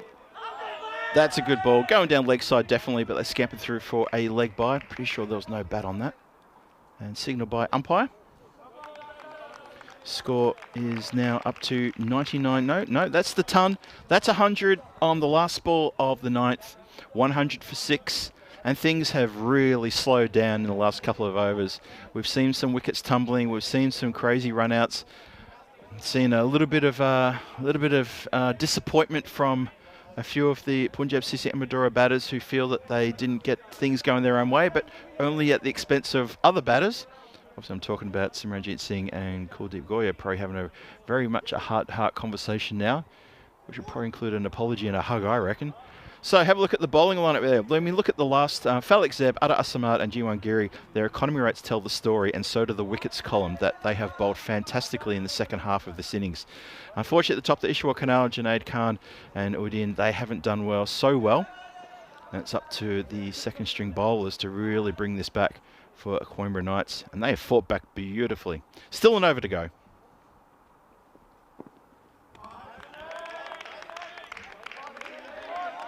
That's well bowled. Well, it's Junaid Khan. He's a Wiley customer. I think this will be a good over from him. And Harjinder Singh is, well, he's sort of stuck. Didn't really sort of get out to meet the ball. And if Junaid Khan keeps bowling in that channel, he will get a whole bunch of dots to this over. Well, he gives the charge and gets everything behind that one. Good elevation.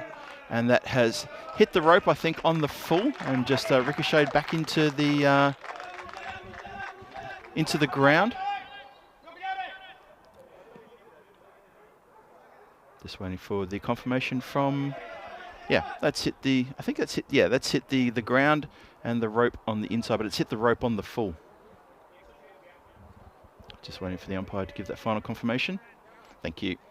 It's the rope on the full. That's Maximo. I think Junaid Khan's a little bit disappointed, but Dem's the rules. We all signed up to it. 106 for 6, 4 to come in the innings. Let's hit towards the covers.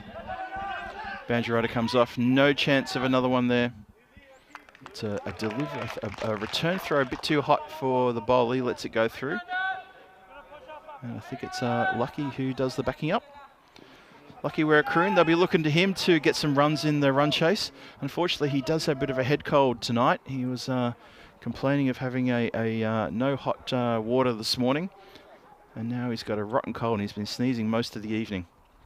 Anyway, Rulan's on strike. Oh, just too good. Junaid Khan just too good there. And Rulan's no slouch either.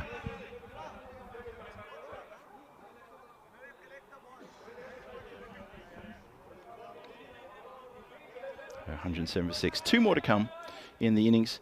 Punjab CC Amador have had the run rate absolutely slowed. Someone has thrown the anchor out and things have ground to a halt for them. Rulan just plays that with soft hands.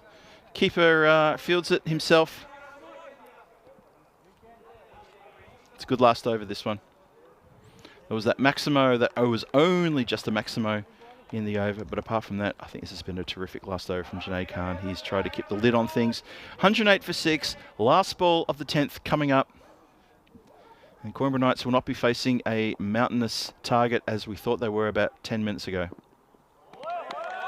Finishes with a dot, very good.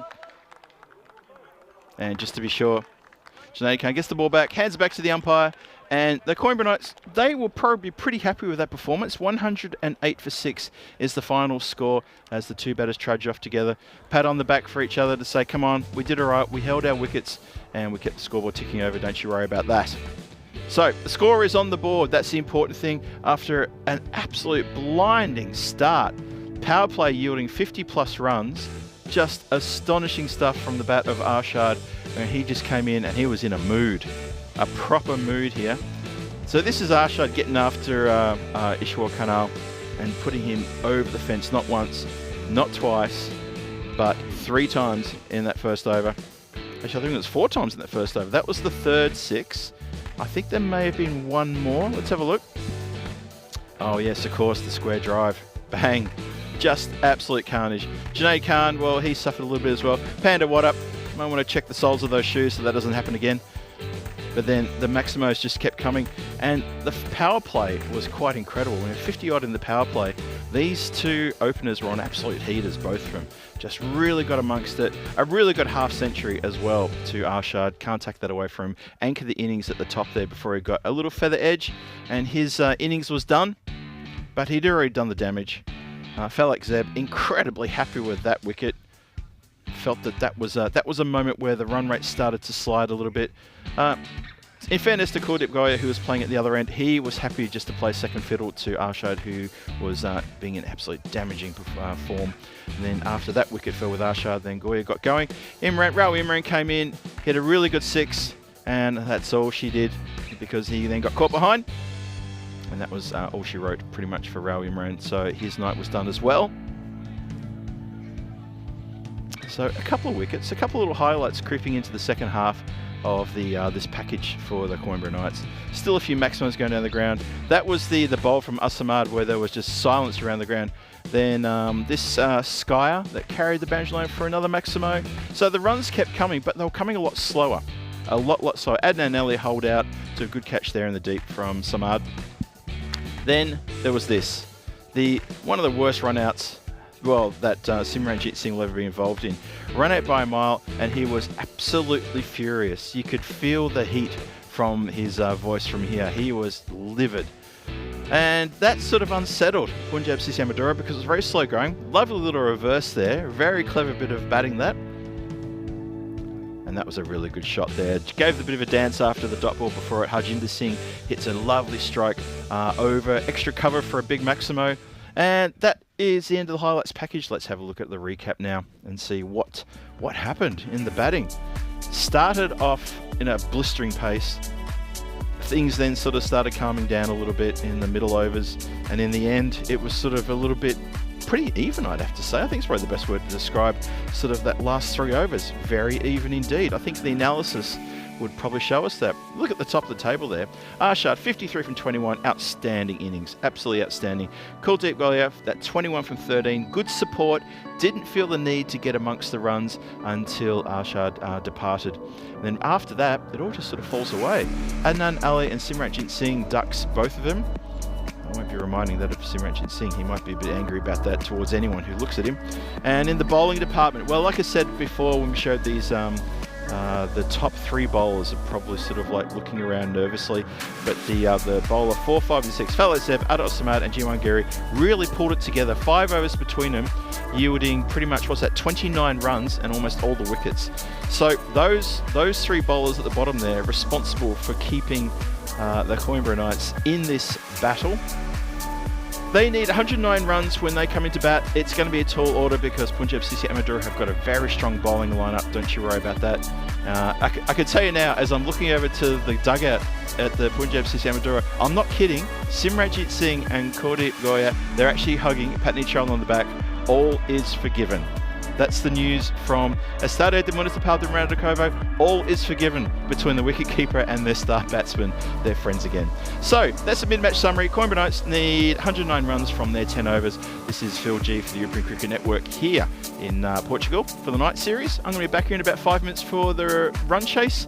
So I look forward to greeting you all wherever you're watching in the world for the final innings here on this Sunday night in day number 7, evening number 7, match 14. And yeah, don't go too far. Cheerio till then.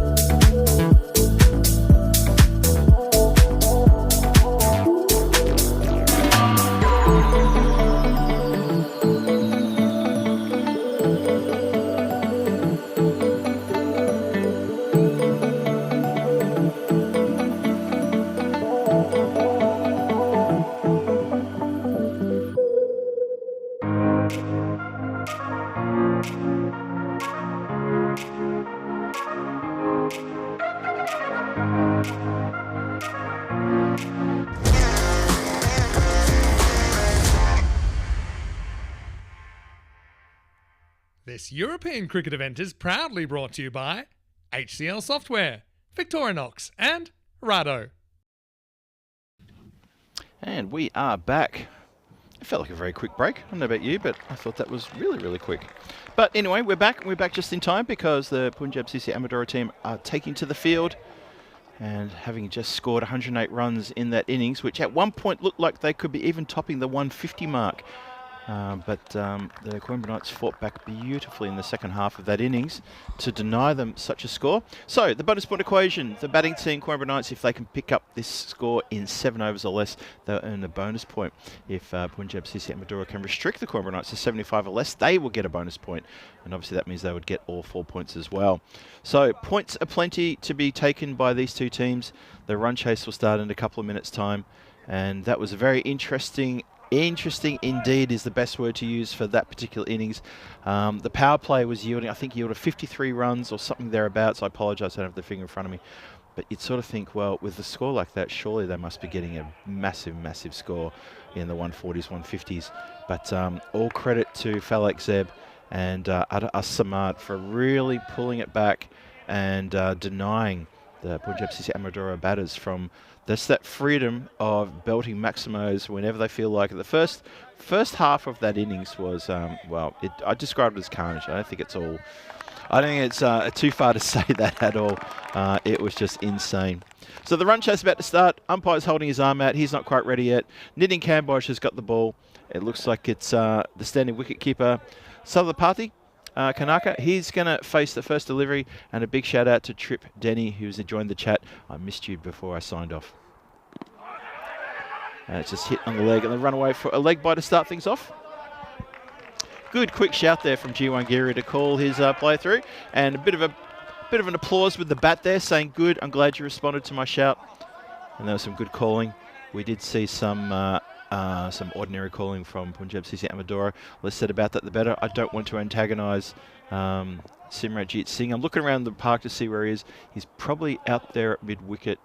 Yeah, okay, so he's at deep mid-wicket. Yeah, he won't be able to hear me from over here. Okay.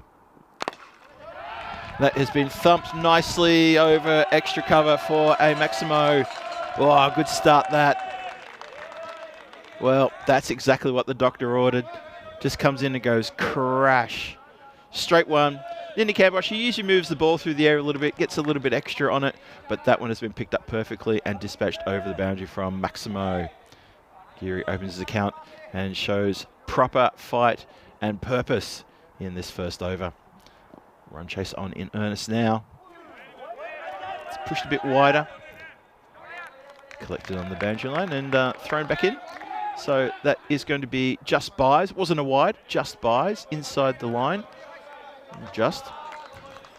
Literally just. But either way, that's how it is in the scorebook. Kanaka Sabapathi, standing wicketkeeper due to injury sustained by Girish Singh. And his job is to open the batting as well. He's a very tall lad, enjoys his cricket. Now that's been changed to a wide, that's interesting. So as I just sort of said, interesting delivery, that has been changed to a wide, that previous delivery. That's hit pretty adjacent, and that's a fair call from the umpire as well. Yeah, so Parthy just completely misunderstanding that delivery. Have a look at the replay again. That is going to be pretty much plum. Anyone who likes to talk desserts right now, we can talk about plum puddings if you like. And they're very happy to see the back of that man. A very tall fella there. Yeah, you can see their leg stump was still visible. Pleading, Nitin Kambosh was pleading with the umpire. This will give you a good close look. You could almost argue that it was probably heading in down leg. I wouldn't. I would say that's going to cannon into leg and middle. And so Parthy departs for a 2-ball duck. His evening is done. Just look at this one again. He does get a bit of swing, but I felt that ball did straighten in the and it would have crashed into the stumps. So, okay, so good. This is good to see. Sam Horton has been elevated in the batting order, and I'm glad to see that. Had a good chat with Sam during the break too. He's here with his other half, and he's very excited to be here. He said he's going to definitely be back for more games for Coimbra Knights throughout this tournament as well. So connects with the wide one, and it's going to run away to the boundary for a 4. Lovely shot. Jams down on it and gets enough. So this is a good move, bringing Sam up the order. He just jams down on it, doesn't really try to overplay it, and it runs away nicely between 2 fielders. And during the power play, that's the sort of shots you want to see. So this first over so far gone for 14. It's been expensive. Still 2 to come. Ninning Cambosh, he has got a wicket, but he's also been expensive. Mixed bag. That's a leg side wide. So this is going to be, well, it depends if the Cormorants Knights can maintain this kind of momentum. But so far in the first, the very early stages of this run chase, you'd have to say they're showing some confidence. Yes, they've lost a wicket, but Punjab CC Amadora are just I wouldn't say shaky. It's probably not the right word. Oh, well played there. Just jumps up and down a little bit, and just jets down on that one. And that's pretty well bowled and well played in the end as well. Yeah, trying to search for the right word to describe how I'm viewing the team from Punjab CC Amadora. They just seem a little skittish. Is that a good word to use? I might be confusing a few people what I mean by skittish. Hit down the ground, elevated, 1 bounce, 2 bounces. Oh no, the fielder's overshot it and slipped. That was, it was a great effort to get to the ball, but it's gone past for 4. And then Ali's feeling a little bit crushed about that one, I can tell. Oh no, just couldn't keep his feet. Made so much ground to get the ball. It was a great effort, but the 4 is on the board. 19 from the first over, 46 matches since the golden ball. Could this be the one that breaks the back of that number? Oh, wouldn't that be something? Wouldn't that be something to finish on a Sunday night? That'd be really nice, wouldn't it? We've been deprived of cricket in Malta this weekend because of the rain. We've only had the chance to show you cricket from Portugal in the night on ECN. So, you know, we're all a bit sort of starved of what our normal diet of T10 cricket is this weekend.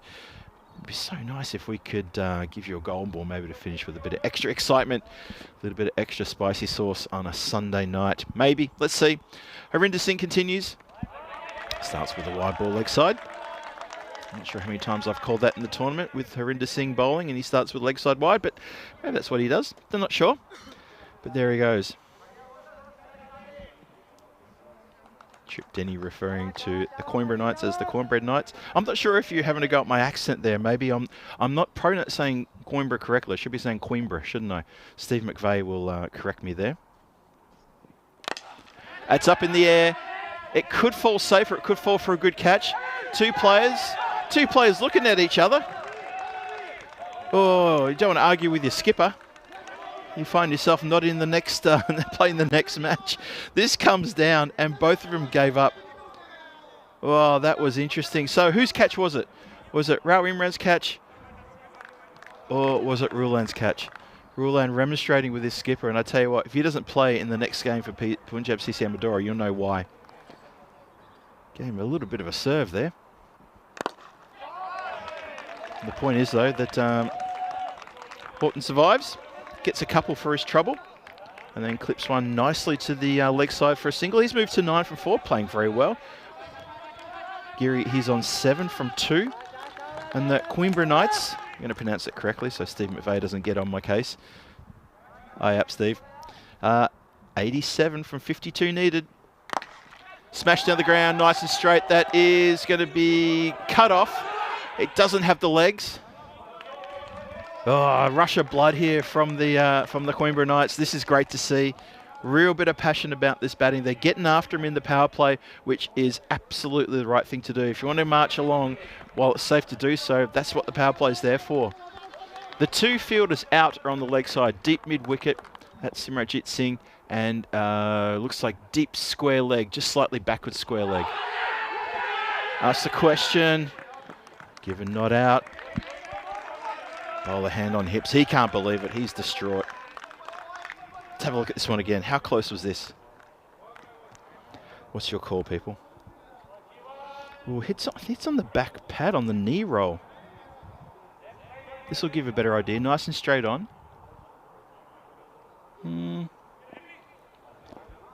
Well, umpire's in the best view. He says no. G1 Geary, he's on 8 from 3. Horton is on 9 from 5. 2 more to come in this over.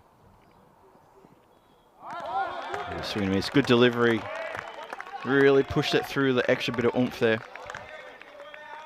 So everyone's sort of just taking a bit of a breath here. 24 for 1. Second over coming to a conclusion. But this has been a bit of a rush of blood here from the Coimbra Knights. Good to see. Good fight. Steve McVeigh giving me a well done, Phil, top of the class. Thanks very much, Steve. Love it. Clipped nicely. The chase is on. I think the ball will pull up in the long grass there. It does. And it's just the one run. So 25 off 2 overs. Very nice indeed. They're maintaining the run rate. It is where it should be.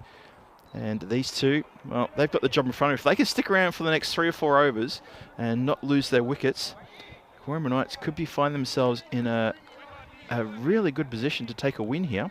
And wouldn't that do something to the standings? That would leap them over the Fighters, and even could challenge the Lisbon Capitals for 3rd position. Obviously, the net run rate is their net run rate is very much inferior to the Lisbon Capitals.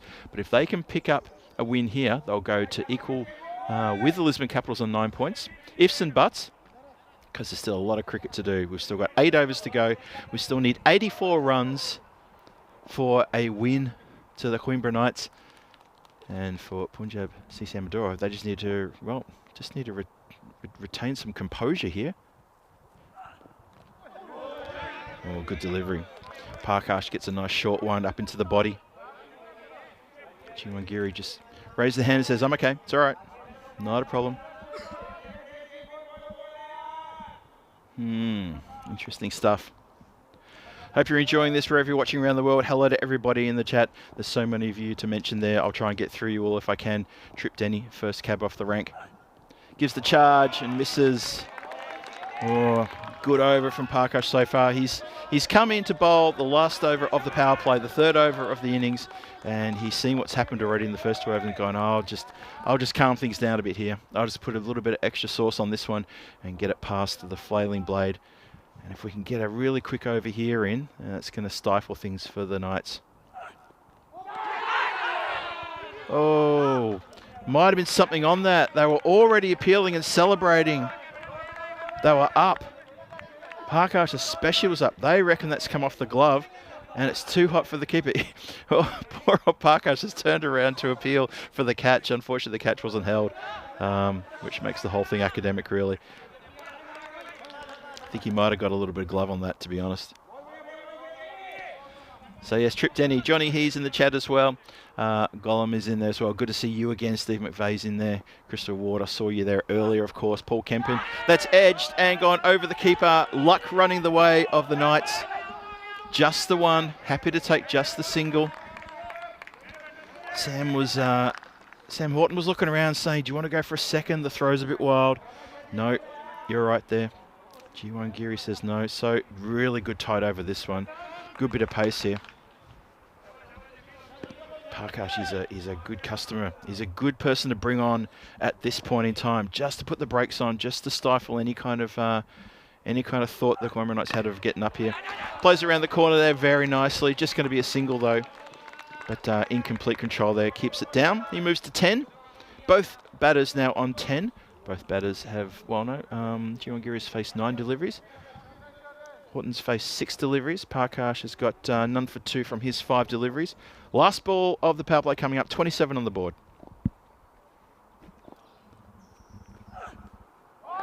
Oh, finishes well. That's a terrific over.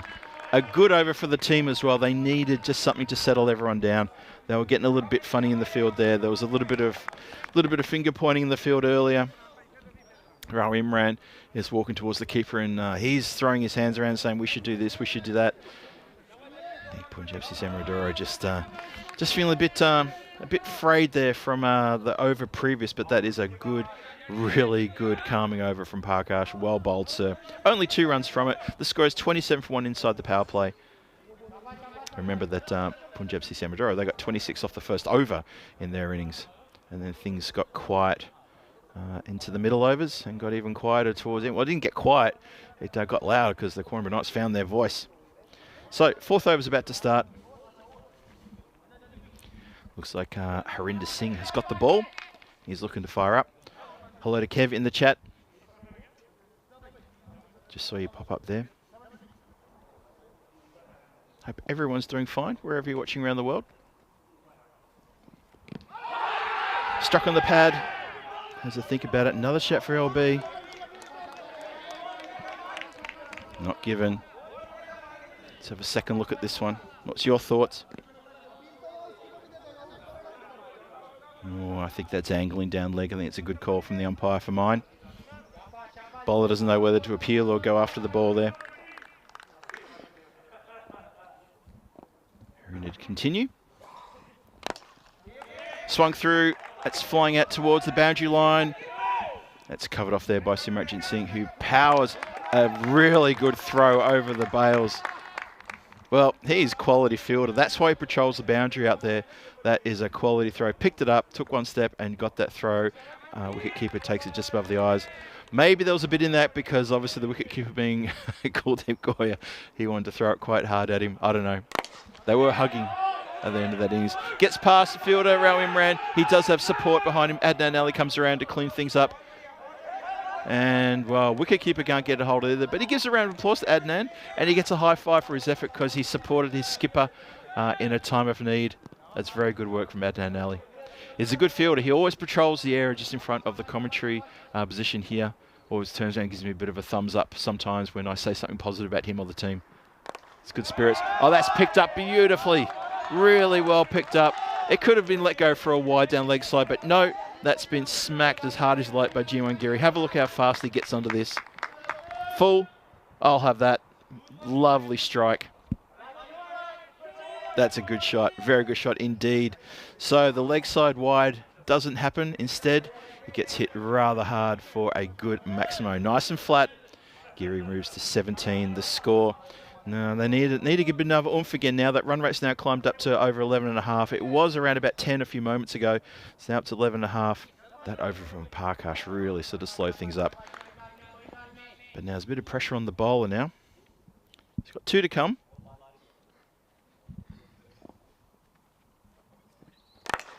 Oh, that was going to be wide, but instead it's going to be a Maximo. What a good strike that is. Jiwan Giri taking this game by the scruff of the neck and saying, I'll have some of that. Look at this. Crack. Gives a little bit of a skip as well, just to keep his balance. And that has crashed into the chairs in the stadium. What a great shot that is. Shout out to Jeffrey Mobbs, Rob Thompson and John Gray in the chat. Hello, folks. And into the night sky that one goes. Wow, that's big. That's gone over into the car park. If anyone's parked their car behind that building, oh, you might want to go and check on it. Or has it bounced back in? It might have bounced back in. He's got every little bit of that. He even gives a wave to the crowd as that ball goes into the night sky. Oh, it's hit the car park light pole. It's hit. So not the main light poles here at the ground. It's hit a car park light pole and bounced back into the stadium. Whew, what an over that was. Absolute cracker, that one. And Harinder Singh has come under fire from a very feisty Jiwan Giri. So have a look at that. Well, that's what happens between overs 3 and 4 when you have an over like that. That run rate has just decided to poke its head back up again. And suddenly Punjab CCM Madura is saying, well, there's no alarm. It's just, we just need to get on top of this. 48 for 1 is the score after 4 overs, and a really good partnership brewing here between these two, Giri and Horton. They're doing very well together. And a good move, I think, is to keep Parkash on, giving him a second over, bowling to Horton, who hasn't seen a lot of the strike in the last couple of overs. But it's a good move here. Shouts of no, no, no. Oh, now they're thinking about an overthrow. Not again either. They saw run-outs in the previous innings. They want to replicate that. Just gets it high in the bat, and it goes to backward point, but it went straight to the fielder. No chance of a run there. Score stays on 48 for 1. But it's a good, a very good fight here from the Coimbra Knights.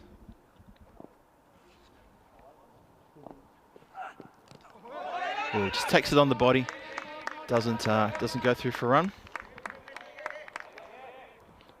That's very sportsmanlike of Kuldeep Goya, the wicketkeeper. Just asked, "You're right." Noted that he took one on the body there, and he just says, "Are you okay?"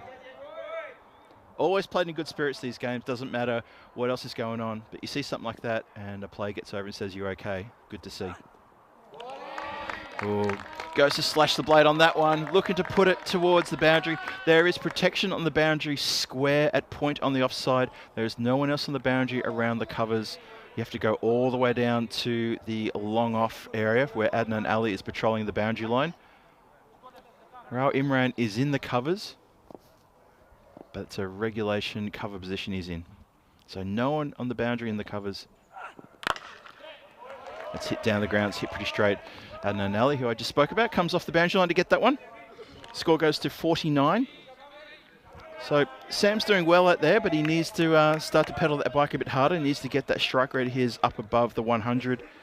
Coimbra Knights, they need runs.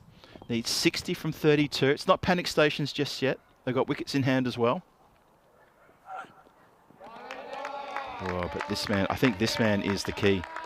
G1 Giri, if he can get a couple of big overs, even a 6 and a 4 every over, or even just a 6 every over, that's going to take this game right to the 9th and the 10th, and it's going to be anyone's game. We shall see indeed. Hello there, Wayne. Joins the chat. Good to see you there, Wayne. Good morning. Oh, swing and a miss. Good bowling.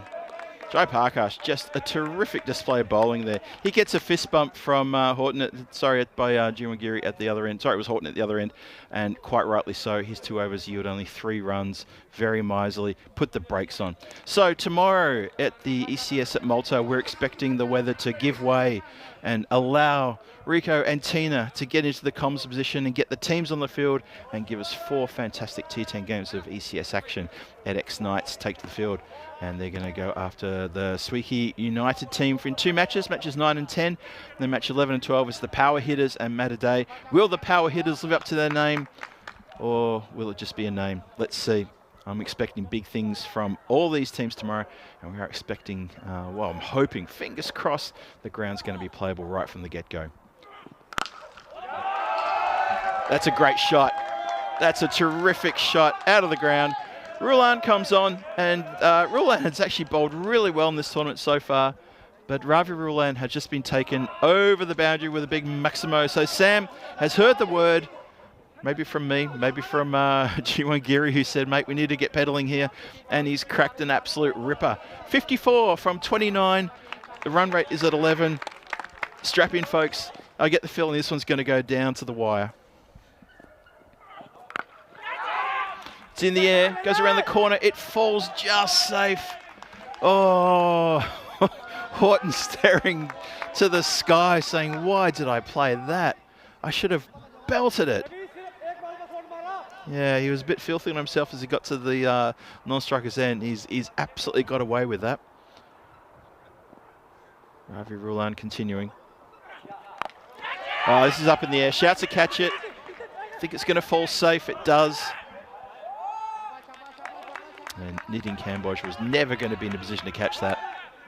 He was twisting and turning, just like Chubby Checker. He was all over the shop.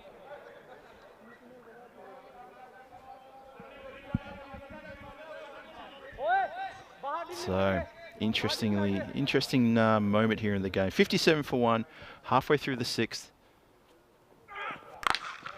Crunched. But Raul Imran does the fielding in the covers, the lone fielder in the covers. There's no one with about 30 metres of him. So if the ball goes into the covers and it goes to him, then you can pretty much sort of say, I haven't hit that well, because I really should be hitting it to the left or right. There's nobody behind him. There is a deep point on the boundary, though. It's just another good delivery. Rulan's been bowling really well in this tournament. I know he's gone for a 6 off, I think it was his 2nd ball, but he has bowled really well in this tournament, and he's been a good addition to the Punjab Sissi Amadora team. I think it's the first time we've seen him in their colours here on the ECN. He's been doing really well. It's just mishit again, goes to Imran in the covers. They get through for 1. So a boundary or 2 plus singles every over. If they can manage that, I reckon they can get the 50 runs required to sneak a victory here. either way, I think this is going to go really close. So Kanaka Sabapathi at the top of the order there gets LBW'd by Nitin Kamboj for nothing. And since then, it's been G1 Giri and Sam Horton putting it together a terrific partnership. Really good partnership here. It's a 50-plus partnership.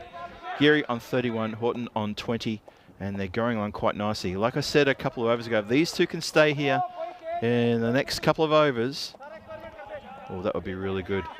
You can see there that the weather's starting to come in now. Just a bit of light rain around the ground. Not enough to take the players off. That's gone right up in the air. Catching opportunity. Imran's under it and takes a good catch.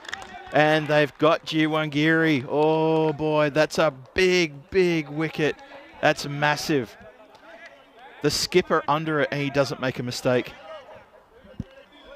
Oh, Giri knows it as he bows his head as soon as he starts to take off for the run. Can't believe his luck. He's picked out the skipper, who I'm just going to go on a limb and say, I think he's one of the nicest guys in Portuguese cricket. Really top quality bloke that. And unfortunately for Giri, he's gone. He's gone. Oh, I really feel for him. 31 from 20. He's got the team off to a terrific start, an absolute fly. He's put them in a position where you could say, look, you know what? It's up to you guys now to carry this over. Sam's still out there. He's hitting the ball really nicely. We need someone to stay with him. We can't lose our wicket. Let's see how we go. But Punjab, CC Maduro, they're going to breathe a sigh of relief now. Wirrakun comes out lucky. He's been a little bit ill today. I've said it a few times. I'm not going to put the mockers on him, but he has been a little bit not well today. And he knows that this is really important now to try to lend support to Horton, who's at the other end. He's on 20 from 15. Wirrakun's just joined him. They still need 50 runs. They don't have a lot of time. It is running out. Wow, Adnan Ali almost thought he got a wicket there. Raised his hands and realised there was no noise. Good delivery though. Really good delivery.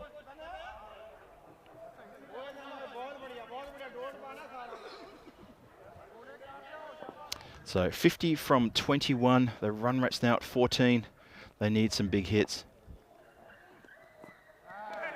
Oh, this is just good bowling. Oh, it's given a wide. A late call on the wide there.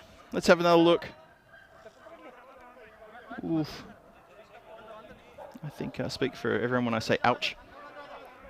Umpires have been really good in this tournament thus far. Can't really fault them. Krut, Migsy and Bucks out there now. It's a tough job. That's been hit really nicely. Goes out to that single person out there on the extra cover boundary. He's moved a little bit from point, so it's not as square as he was. He's just moved a bit around, sort of more behind Imran, who's at extra cover. At deep, well, he's not deep extra cover, but he's standing right on the circle. So they're happy to give away singles. Horton on strike, what can he do? It's full, clips around the corner. It goes straight to the player at backward square leg, just behind that square leg umpire. So just the single. Singles aren't going to do it though. They do need to find some maximos here, the Coimbra Knights.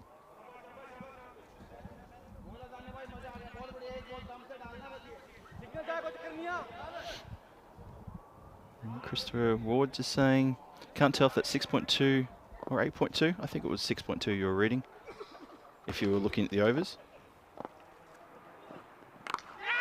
Uppishly played nicely, guided for 4. A very important boundary.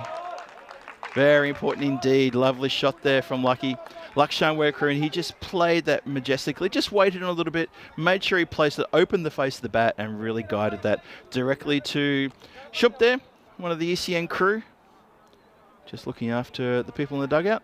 And well fielded, sir. So tomorrow night, night 8 of 16. Can you believe that? We're up to night 8 of 16 already.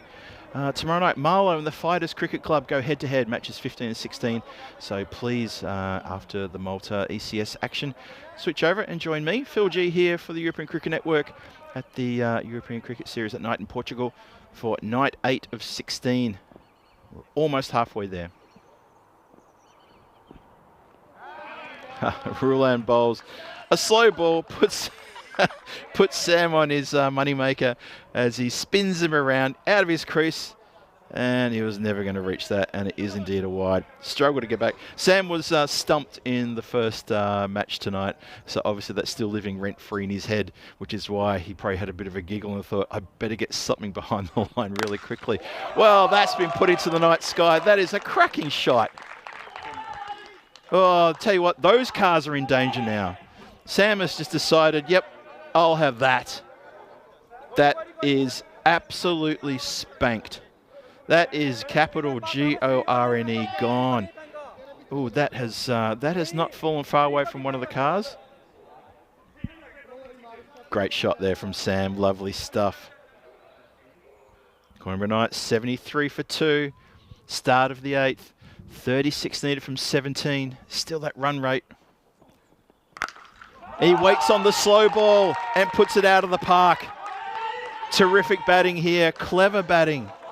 Saw it early, waited and said, bang, I'll have that. That is a great shot as well. So Ravi Rolan, his slow ball hasn't worked. It's a little too obvious. He needs to disguise that a bit better. And Sam Horton, he's up to 33 from 18 now. 79 for 2, 30 from 16. Just hits it uppishly in the air, just ever so slightly. Happy to go through a single. And he's happy to turn the strike over and say, Lakshan Werkoon, it's your turn now. Well, this game, just those two Maximos have really changed things a little bit now. Lakshan hits it straight to the player who just bobbles it just behind square there. But still, it's just the one run. Score goes to 81 for 2. Brings Horton back on strike. He's on 34. Oh, it's just hit the foot of the umpire. Hope he hasn't taken injury there. Now, they seem pretty happy just turning this over with singles, so maybe that's the communication, which is, look, we've got a couple of boundaries in this over, so we've done what we have to do in this over. We don't have to be silly about it. We don't have to win it in this over. Maybe they're happy to take it to the 9th and 10th over, if they can. I'm happy to take it to the 10th over, not the 9th. And the next over is the 9th over. Swing and a miss now. It's a good comeback from the bowler. Really good comeback there. 82 for 2, chasing 109 for the win. Coimbra Knights need 27 from 12, so still a lot of runs needed. It's all about how many you can get in this over, and then the pressure on the batters to get what number in the final over. So it's all happening here. Steve McVeigh took the words out of my mouth. Game on. Ian Smullen says, GB tingling. Oh, I tell you what, I reckon you guys might be onto something there. But, yep, Sam Horton has hit 2 big sixes and really turned this game on its head now. Just when I felt after G1 Geary went out, I thought, oh, maybe the sting might go out of the game now. So well done. This over is massive. This over is, well, it's not the game, but this over is absolutely huge. Adnan Ali needs to bowl absolutely out of his skin here. It's been knocked around the corner. That's going to, I think it's going to land, or they're just going to check the videotape. Was that a 4 or a 6? Let's have another look at this one. Played it well. Once we're on the replay, let's see where it lands. It's, ooh, what do you think that is? Is that on the rope or just inside? For me, I think it looks just inside the rope. Nope, it's on the rope. It's Maximo. That's the call from the officials. It's on the rope. Sorry, I was being a bit pessimistic there. Massive strike, that one. Clubs it, gets past the fielder. They go for one. Oh, almost thought about a second. Horton just slipped ever so slightly, but Lakshan was already saying no. 1 is fine. 89 for 2, 20 from 10 needed. Photo finish coming up, folks. Strap yourselves in. Photo finish coming up.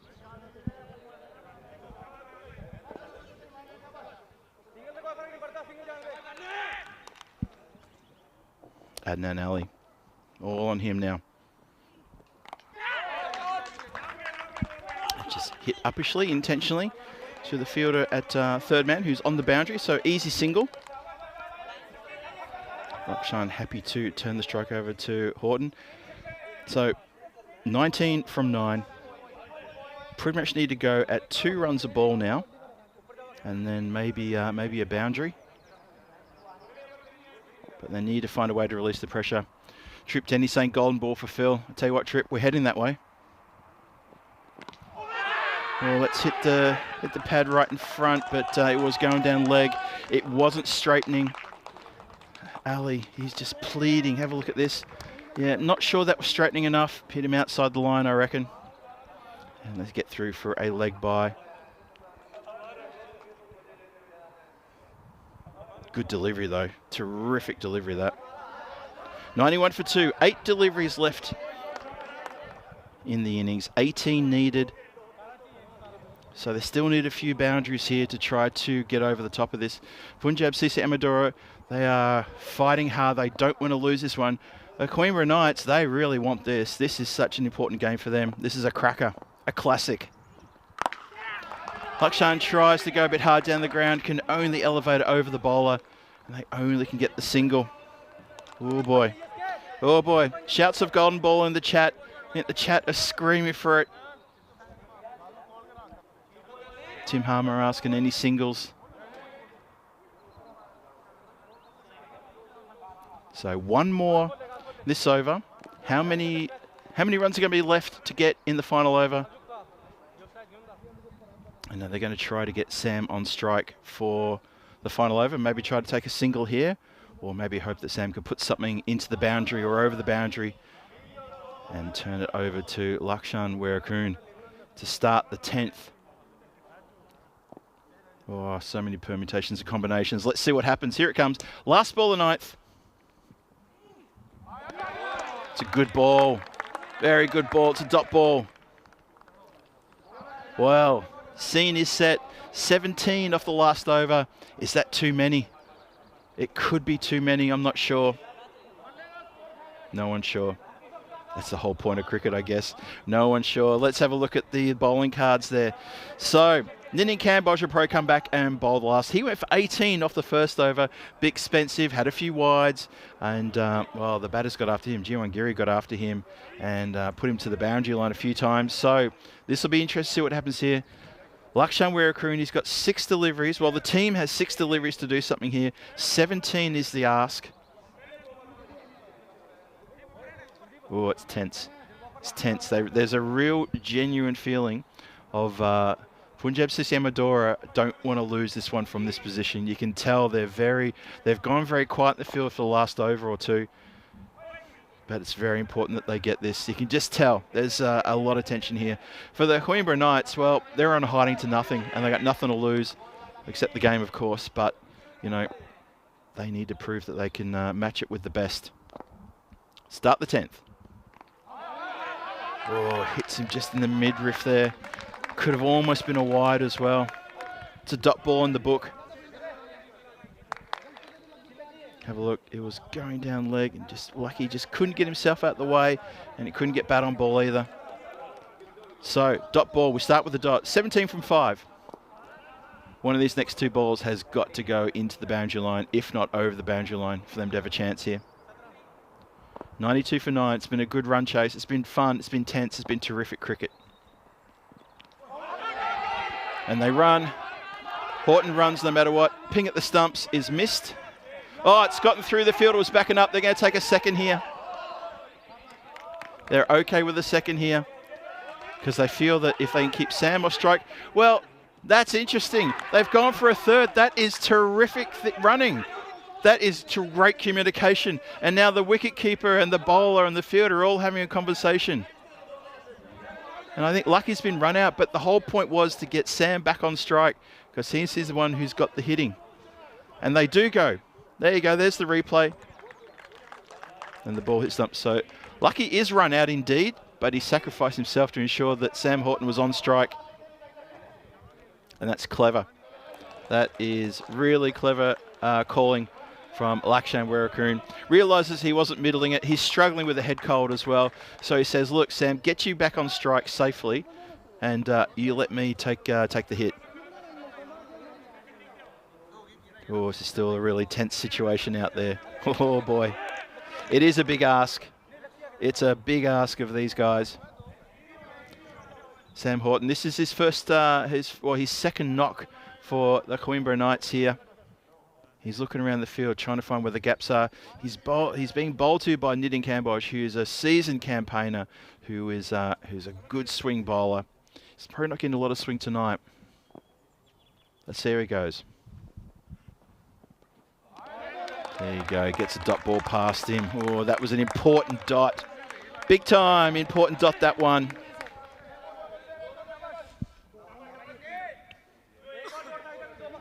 Now, Sam is fairly new to this pitch, so he needs to be, and I know he's been there for a little while, and he's on 42 not out from 25 deliveries. He's played an absolute blinder of an innings. 3 balls to go. Well, I can only get bat on ball and just tuck it around the corner, only just though. And I reckon that's the ball game right there. So, chasing 109, the score is 95 for 3 with 2 legal deliveries to come. Junaid Khan, we know he can swing the blade, but Nitin Kambosh, you sort of expect him to be able to put 2 safe deliveries to the batters and not spare any wides. Let's have a look. Oh, there you go. I guess he can. He can spare a wide. And I tell you what, he was perilously close to bowling a no ball. That almost collected the edge of the mat. And if he'd gone off it, man, that would have been a no ball, and that would have been problematic for Punjab CCM Adora. Junaid Khan, he can swing the blade quite hard. He's hit 6s many a times on this ground. But even 2 6s won't do it. They're talking about running, but they don't run. Well, 2 6s would have got it to a golden ball.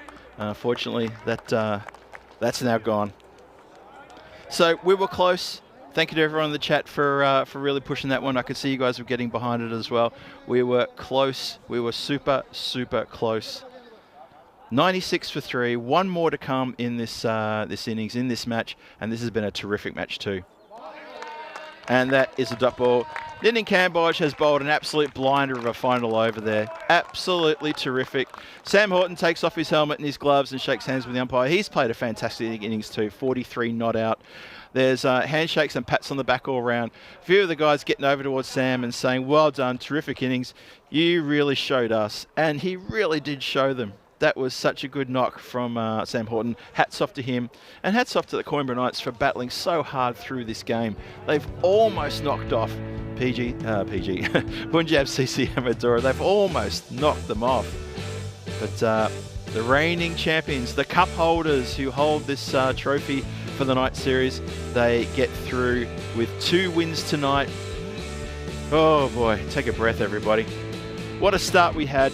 Things went so well, and well, that was a cracking game, wasn't it, indeed? So Kambosh gets an LBW to start things off with, but after that, it was pretty much the well, there he is celebrating the LBW decision. Then that brought Sam Horton to the crease, and Sam and G1 got together and did an absolute fantastic job of motoring the run rate along. Adnan Ali slips over there right in front of me. He didn't want to look at me after that because I was calling his name. But the 6s were coming, the 4s were coming. These 2, when they were together, that was a great shot, by the way. These 2, when they were together, they gave such a momentum to the run chase. That's the one that hit the light tower in the car park. Now, Horton got in amongst it as well, clipped a few shots effortlessly. He looked so comfortable. Unfortunately for G1 Giri and unfortunately for the Coimbra Knights, he held out to a Skyer to Rao Imran. Lucky Werakun came out, played a very nice, majestic shot there, guided it so well. Sam kept going about his business. That strike for 6, that was a big hit. Just whipped it. Didn't really have to put everything behind that one. That one he put a bit more behind that, and that went behind the production building. Tucked it around the corner. Very strong on the leg side, but very, very strong on the offside too. I've got to say, he's a bit of an all-rounder when it comes to where he can hit the ball. Lucky was happy to run himself out to get Horton back on strike. So basically, they got 3 from hitting it. Well, they got 2 from hitting a ball straight to one of the fielders, and that's where it finished with a sensational final over from Nitin Kambosh.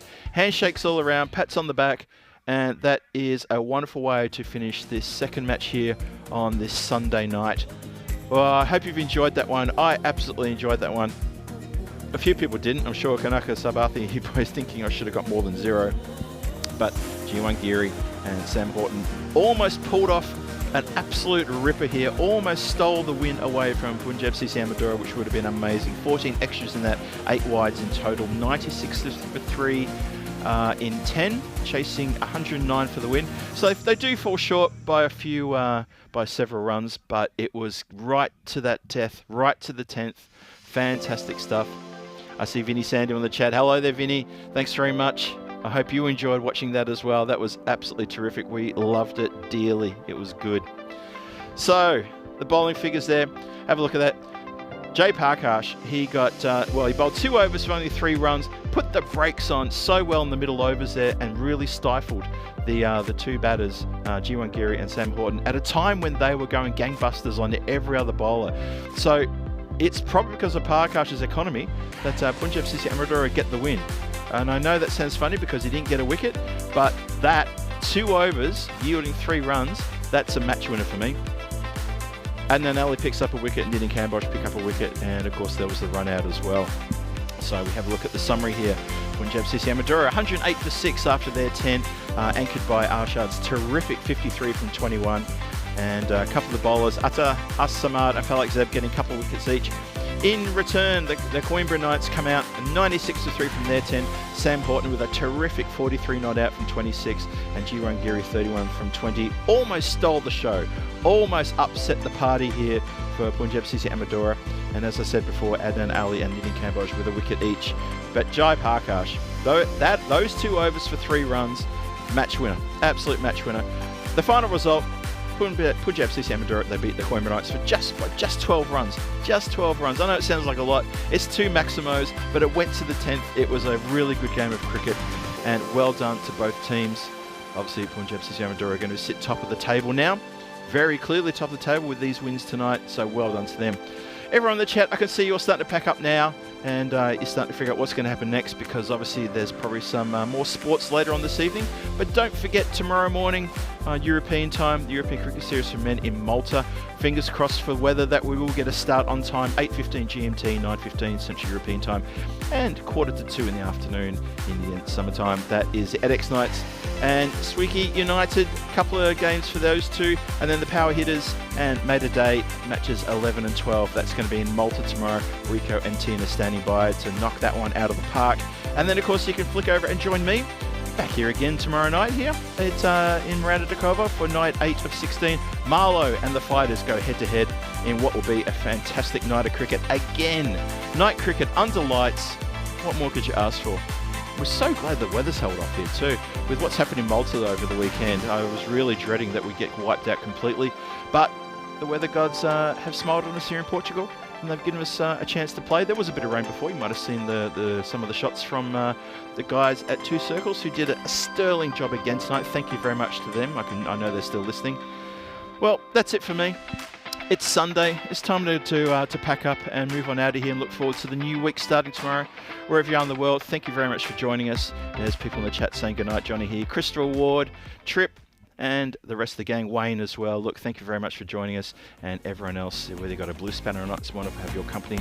This is Phil G from the European Cricket Network.